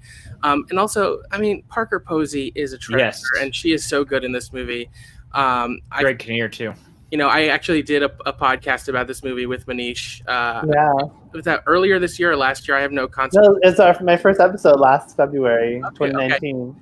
Wow, I have no concept of time anymore. But this is one of those movies that would be on the list of movies I've seen the most times because I can watch it at any time. It's so comforting to me. It's like a warm blanket of a movie. And I think it's funny because in some ways it's a remake of Sleepless in Seattle, just with the new technology of the time. And I could very much see someone saying, hey, let's do it again. And instead of AOL chat rooms, it's Tinder or Bumble or whatever these apps are. I feel like it's definitely primed to being remade again. I mean, it's been long enough that if you wanted to do it, you could find a way to update it again, but you would need very convincing leads because you can't beat Tom Hanks and Meg Ryan, Just get them back. Just do it again with them. Do it again? Yeah. All right, I'm good with that. Now you can make it like a nursing home. They're not that old. And you could just call it Swipe Right. Manish, what is your thoughts on You've Got Mail? Yeah, I love this movie. I don't have much more to add. It's beautifully written movie. It looks beautiful. The music is great. It's a treasure movie. It's a gem of a movie. It's very sweet. It's very comforting. It's funny. It's a little acerbic at times. Tom Hanks, Meg Ryan are both terrific. Yeah. Theresa, your thoughts? So I love that. I think one of the things that, because of many things on this list, if you're setting a movie in a bookshop, you've got a pretty good key element to doing a romantic comedy. Because you mentioned Parker Posey, the other thing I want to add is, so her debut film role was actually supposed to be in Sleepless in Seattle, but it got cut from the final release of the movie. So I do love that, she did eventually make her way back into a Tom Hanks and Meg Ryan film. The caviar is a garnish. That is such a perfect kind of representation of everything that I feel like that whole group does. Is they just keep bringing people back, and they're like, "We'll work with them again, and we'll find a way to put them in." James, your thoughts on You've Got Mail? Yeah, I knew everybody was going to have this on there. That's why I put it in my honorable mentions, because I had to get some other things in there. But no, it's such a great film, and we've said it, all night long about the chemistry that Tom Hanks and Meg Ryan have together. I love all the gifts that I get to use from this movie. Yeah, of him sitting there thinking, click. I used that earlier. Yeah, it's such a great movie. It's a lot of fun. I haven't seen it in a while. I need to rewatch that. It's a good one. I think it's on HBO Max. Yeah, I believe it is. Well. I'm positive I own it. And so that leaves us back to James. Do you have anything left on your list? My top 10 is empty, but I have an honorable mention that I'd like to mention. But you'll get to mention it. Go there. Yes. Yeah. Teresa, do you have anything left on your list? Yep, I will save it for honorable mentions. Manish, do you have anything left? I have 2 left somehow. All right. So what do you got for us? Okay, one is a little bit more conventional, which is Something's Gotta Give. Nancy Meyers movie with love this movie. Diane Keaton and Jack Nicholson. I love this movie. I've seen it a million times. I wrote a paper on it in college. It's, I think, like so like unique in how it deals with people who are older than 50 and their love lives and stuff. And I love how like the first like hour takes place over a weekend, and then the next hour is just like hashing through that one weekend and the long-term ramifications of it. Diane Keaton, I think, gives one of her best performances. Nancy Meyers is like Nora Ephron. She's just like amazing at this kind of thing, and I think this is her best movie. So yeah, I love this movie. I think this is a great pick. It's one that was in my honorable mentions. I think that the cast is amazing. It's warm-hearted. It makes you feel good. Yeah. It's such a great film all around. Maxwell, do you have any thoughts on Something's Gotta Give? Yeah, I love this movie too. I think it has the best Nancy Meyers kitchen, and she's known for her incredible kitchens. It's true. And the only other thing I have to say is it was so refreshing to see Keanu Reeves paired with Diane Keaton, because normally you have a much younger woman with an older man, and sort of flip that. And I kind of feel like they should have ended up together, but that's okay. I think that's actually a really good point. And Keanu Reeves is actually excellent in this. It was fun seeing him having fun. He's so hot. He is. Because he doesn't, at that time, he wasn't having as much fun. He was doing serious work. So it was kind of nice. Teresa, your thoughts on Something's Gotta Give? So I saw this when it first came out, and it hasn't been since then. So Keanu is really the only part of the movie that I remember, which is not a bad thing to remember. But yeah, I need to revisit this one because it's been so long since I've watched it. All right, and James? Yeah, it's one that I haven't seen yet. Oh wow! Yeah, it's been on my list. Trying to knock off a few. I watched It's Complicated yesterday, so there's a Nancy Meyers for you. But there's plenty of rom-coms that I've yet to see, and this is one of them. Well, I have one left as well, so I'm going to go ahead and do mine, and then we're going to bounce it back to Manish, and then we're going to call it a night. But for anyone who's followed me long enough, you guys should be not surprised by my number one, the one I've been waiting to talk about all night, and that is Hitch.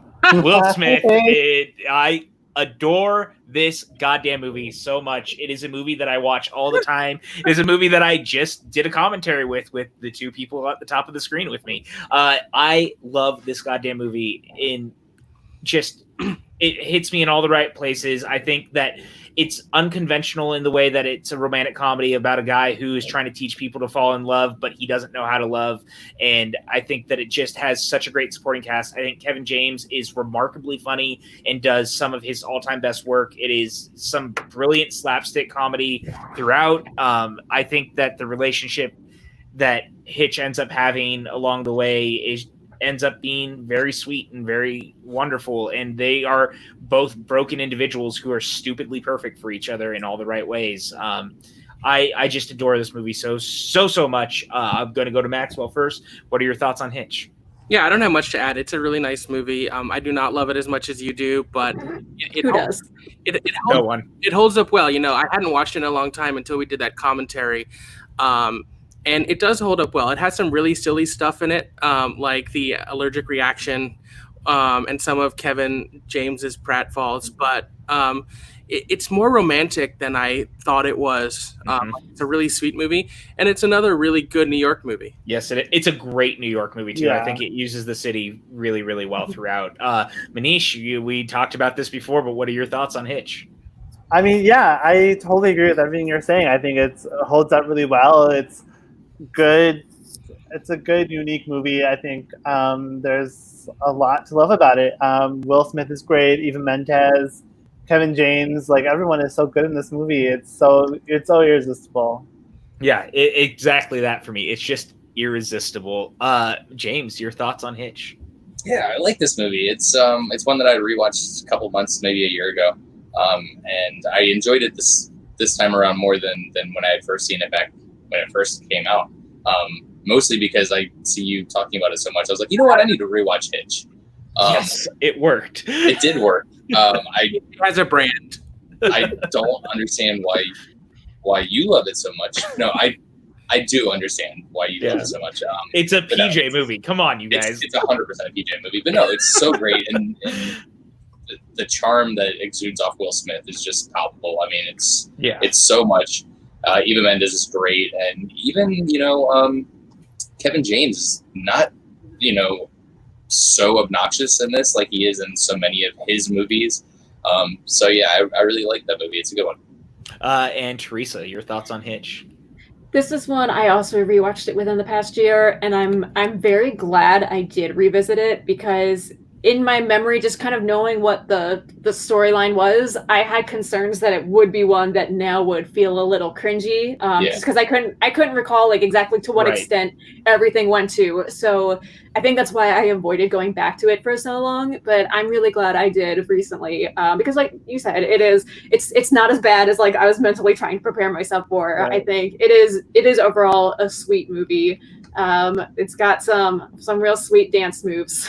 Oh yeah. It's for damn sure. It just works, you guys. It just works. Like I'm not surprised it came up today for many obvious reasons.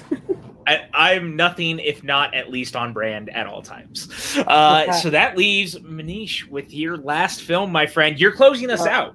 What do you have to pitch to us? Well, this is a strange one to close out on, because I don't think it's a very traditional romantic comedy at all, but it's a movie that I find increasingly funny the more I watch it, which is Paul Thomas Anderson's Phantom Thread, with Daniel Day-Lewis and Vicky Krieps. And I call this romantic comedy because I think it's an absolutely hysterical movie, because these two characters are so absurd, and they're so like right for each other, but like so wrong for each other.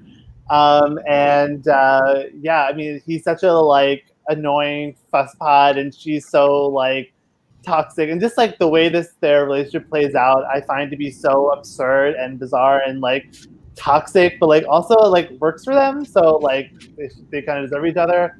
And I was wondering, I was like, I doubt this is going to show up on anyone's list, because I don't know if other people think of it as a romantic comedy, but like I certainly do, because I think it's very just so like funny. I mean, like some of the dialogue is just so cutting, and Leslie Manville I think is hilarious in how she does. Unlike Harriet Harris also shows up, and she's very funny in the movie. And I mean, I think the ending is just so, I don't know, I think this movie is like weirdly romantic and very weirdly funny. So I count it as a romantic comedy, and I've grown to love it more and more as I watch it. I've seen it a number of times, and I just find it to be such a weird, absurd movie. So I know it's a little strange to end on that, but I love this like very strange twist at the end. Like it's almost like you took the ending of Phantom Thread and decided to do it to this podcast. Like you were like, how can we go out at the end? Phantom Thread. And I'm totally cool with it, because it is so absurd in all the right ways. And I think it does fit in a very strange way, like being a very dark romantic comedy. Knowing that Paul Thomas Anderson is married to Maya Rudolph, who I think is one of the funniest people alive, like I just know that like, and a lot of his movies are very funny, and I think in ways that people don't really expect. I think he has a really good ear for comedy in that like very strange kind of like black comedy way. And like I'm pretty sure this was intended to be a very funny, absurd movie, just because of like who he interacts with and who he's married to, and just like when you hear him talk about this movie, it's just so absurd. So I respect it, man. I think it's a fun pool. Go down to James first. You look you look shocked right now. I'm not going to say much because I'm not a big fan of Phantom Thread to begin with. But that's an interesting way to look at it. It's very dark romantic comedy. I can respect it. Yeah, it's what I'm looking at it now. I'm like, man, that is a brilliant, like, dark romantic comedy, and I'm totally cool with this. Theresa, have you seen The Phantom Thread, and what are your thoughts? I have. It didn't cross my mind in this discussion at all, so I'm like, I don't feel prepared to talk about this. I will definitely, now hearing this perspective, I will have to rewatch it looking at it that way. Yeah. And I think that's a good way to jump into a rewatch of that movie too. Yeah. And Maxwell, your thoughts? I absolutely love this movie. It was one of my favorite of the last decade. And one of my things is when I first went to see it, I was I felt the whole audience at a certain point realized that it was supposed to be funny and it was okay to laugh, because it is very dark humor. Yeah. And it is very romantic in its own fucked up way. So I never would have thought until now to call it a romantic comedy, but it kind of works in the same way that you could call Gone Girl a romantic comedy. Yeah, Gone Girl 100% is romantic comedy. And Hathaway approved. Yeah. I don't know if I would have put it on my list, but I think it's a brilliant film. Yeah, I love that this was kind of where we end the night. But real quick, I think everyone's got some honorable mentions they'd like to bring up. But first, we do have a Streamlabs from one Michael K, as always, saying, so between watching this stream and reading the Rotten Tomatoes 200 Best Romantic Comedies list, I'm discovering a lot of blind spots I need to fill. So I hope that we did some good in the world to get Michael K to start watching some more romantic comedies, you guys. I don't know about you. Mike K, you're always a mensch. Yes, thank you so much, Mike K, for the donation. As always, you are the man. You are just awesome. Dan saying calling this a dark comedy makes me want to watch it. So, I think this has worked, you guys. We're making people watch romantic comedies. Real quick, going to James, what are some honorable mentions you wanted to throw out there? Tim just brought it up, but The Apartment was an honorable mention for me. Also a Billy Wilder film, fantastic. Another Howard Hawks film, Bringing Up Baby. That one is much more screwball comedy than it is romantic comedy, but it's one of my favorite movies. I think it's so good. Katharine Hepburn is just fantastic in that movie with Cary Grant. So good. About Time. That one's definitely more romance than romantic comedy. Yes. But I had to put it in for honorable mention because that movie crushes me. So good. I've also got The 40-Year-Old Virgin.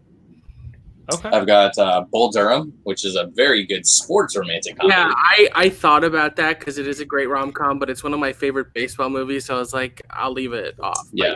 So it is a good romantic comedy for sure. And then I had also Roman Holiday, Crazy Stupid Love, My Best Friend's Wedding, and There's Something About Mary.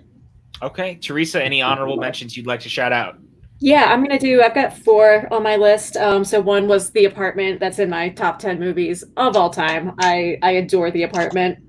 I also have My Man Godfrey, the Carol Lombard version. I have Teacher's Pet, which is my favorite Doris Day movie. It's her with Clark Gable. I think it's an underrated one. It doesn't usually get mentioned too often, but I think it's hilarious. I would change the final lines of the film is the only thing I would change about it. Other than that, I think it's perfect. And then I had Top Hat as my other one. So I had Springtime. Yeah, I was like, I have to write that down. I think because it's much more, you think of it more as like a dance-focused movie than as a rom-com. But I think Top Hat, it's hilarious. I laugh every single time I watch it. And Manish, what are your honorable mentions? I have Tangled, What's Up, Doc, 500 Days of Summer, Just Right with Queen Latifah. My best friend's wedding, of course, The Holiday, Pillow Talk, Pretty Woman, The Goodbye Girl, Enough Said, Bridget Diary. So many good ones. And Adam's Rib. Love it. Maxwell? Maxwell? Yeah, most of mine were already said, so I'll just add a couple. 13 Going on 30 with Jennifer Garner and Mark Ruffalo. I think they have great chemistry in that movie. The Holiday, which Manish just mentioned. Enough Said, which Manish also just mentioned. Always Be My Maybe, the Netflix movie. Yeah. Actually a really great rom-com. Another one with Keanu Reeves. Brown Sugar with Taye Diggs is another great one from early 2000s. Okay. And then some of mine were Joe versus the Volcano. Yes. As Good as It Gets, also with Jack Nicholson, the aforementioned Jack Nicholson from earlier. Designing Women, Long Came Polly, 50 First Dates, Jerry Maguire, and You Can't Take It With You. So, guys, I think we gave you a whole lot to research, and, we got there, we got through it. So, real quick, I'm going to start with James. Where can everyone find you online, my friend? Yeah, you can find me on Twitter, Instagram, Letterboxd at Gator24, G4TR24, and competing in the upcoming Schmodown Singles Tournament. First round matchup coming soon. Or play-in match coming soon, against Frank Moran. Well, we look forward to seeing how that goes, my friend. Good luck in your match. Theresa, where can everyone find you online? Yeah, so everyone can find me. I've got my my Twitter account is in the bar there, so it's Gertie the Dino. I have just today kind of restarted my Instagram account that I let sit off to the side a little bit. So on Instagram, I'm Accessible Influence, and that's especially if you're interested in learning about how to be more accessible when it comes to making sure your content can be consumed by people with different varying abilities. So you can find me on Instagram there. And I also have a podcast called the No Guilt Disney Podcast, where we mostly talk about Disney parks. We kind of delved into other areas of Disney because with the parks closed, not as much to say for a period of time, but we recently recorded an episode today that has to do with Disney and Broadway. So we have a lot of exciting things coming out with that. I know, Max. I was thinking about you the entire time. And I wasn't on it. Gosh. Well, I'll talk to you. Yeah, we'll talk about this. But yeah, so you can find me. I'm a lot of different places. Awesome. And Manish, thank you again for being here for your first time on the channel. We were really glad to have you, my friend. Yeah, thanks. I look forward to coming back whenever you'll have me. You can find me on Twitter at the Manish89, TheManish89. Also, my podcast, It Pod to Be You, which you can find mostly anywhere, and that's also on Twitter at It Pod to Be You. That's all about, it's romantic comedies, and also we're branching out to other kinds of romance and movies, so we'll see how that goes. But yeah, you can find me there. Well, thank you again, my friend. We were really glad to have you. And my friend Maxwell, where can everyone find you, my friend? Yeah, you can find me on Twitter at Cinemaxwell. My Instagram is at Cinemaxwell Inc. I'm always on the PJ Campbell Network. I co-host the show Front Center Mezzanine every other Thursday. We also have a Twitter for that at Front Center Mezz, Mezz. Yeah, and we'll be back with that show on August the 6th with a guest to be announced. Yeah, and we're enjoying Front Center Mezz a lot, you guys. Please check out, again, the Heath Saunders episode. Just do it for us. And you guys can find me on Twitter and Instagram at PJ_Campbell. You can find me here pretty much hanging out with all these fine-looking people at any time. We're always here doing so many things. Again, tomorrow night at 5 p.m., we're starting early. We got the Incredibles double feature watch-along, so come hang out with us as we enjoy Pixar's first superhero family. But with that, guys, we will see you all next time. From the PJ Campbell Network, we're out.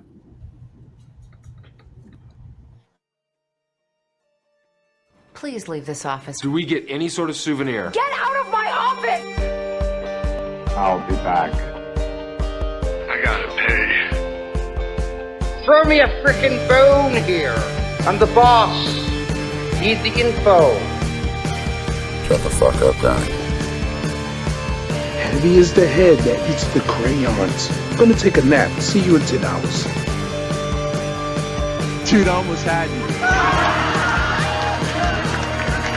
You almost had me. You never had me. I like your style, dude. End of line.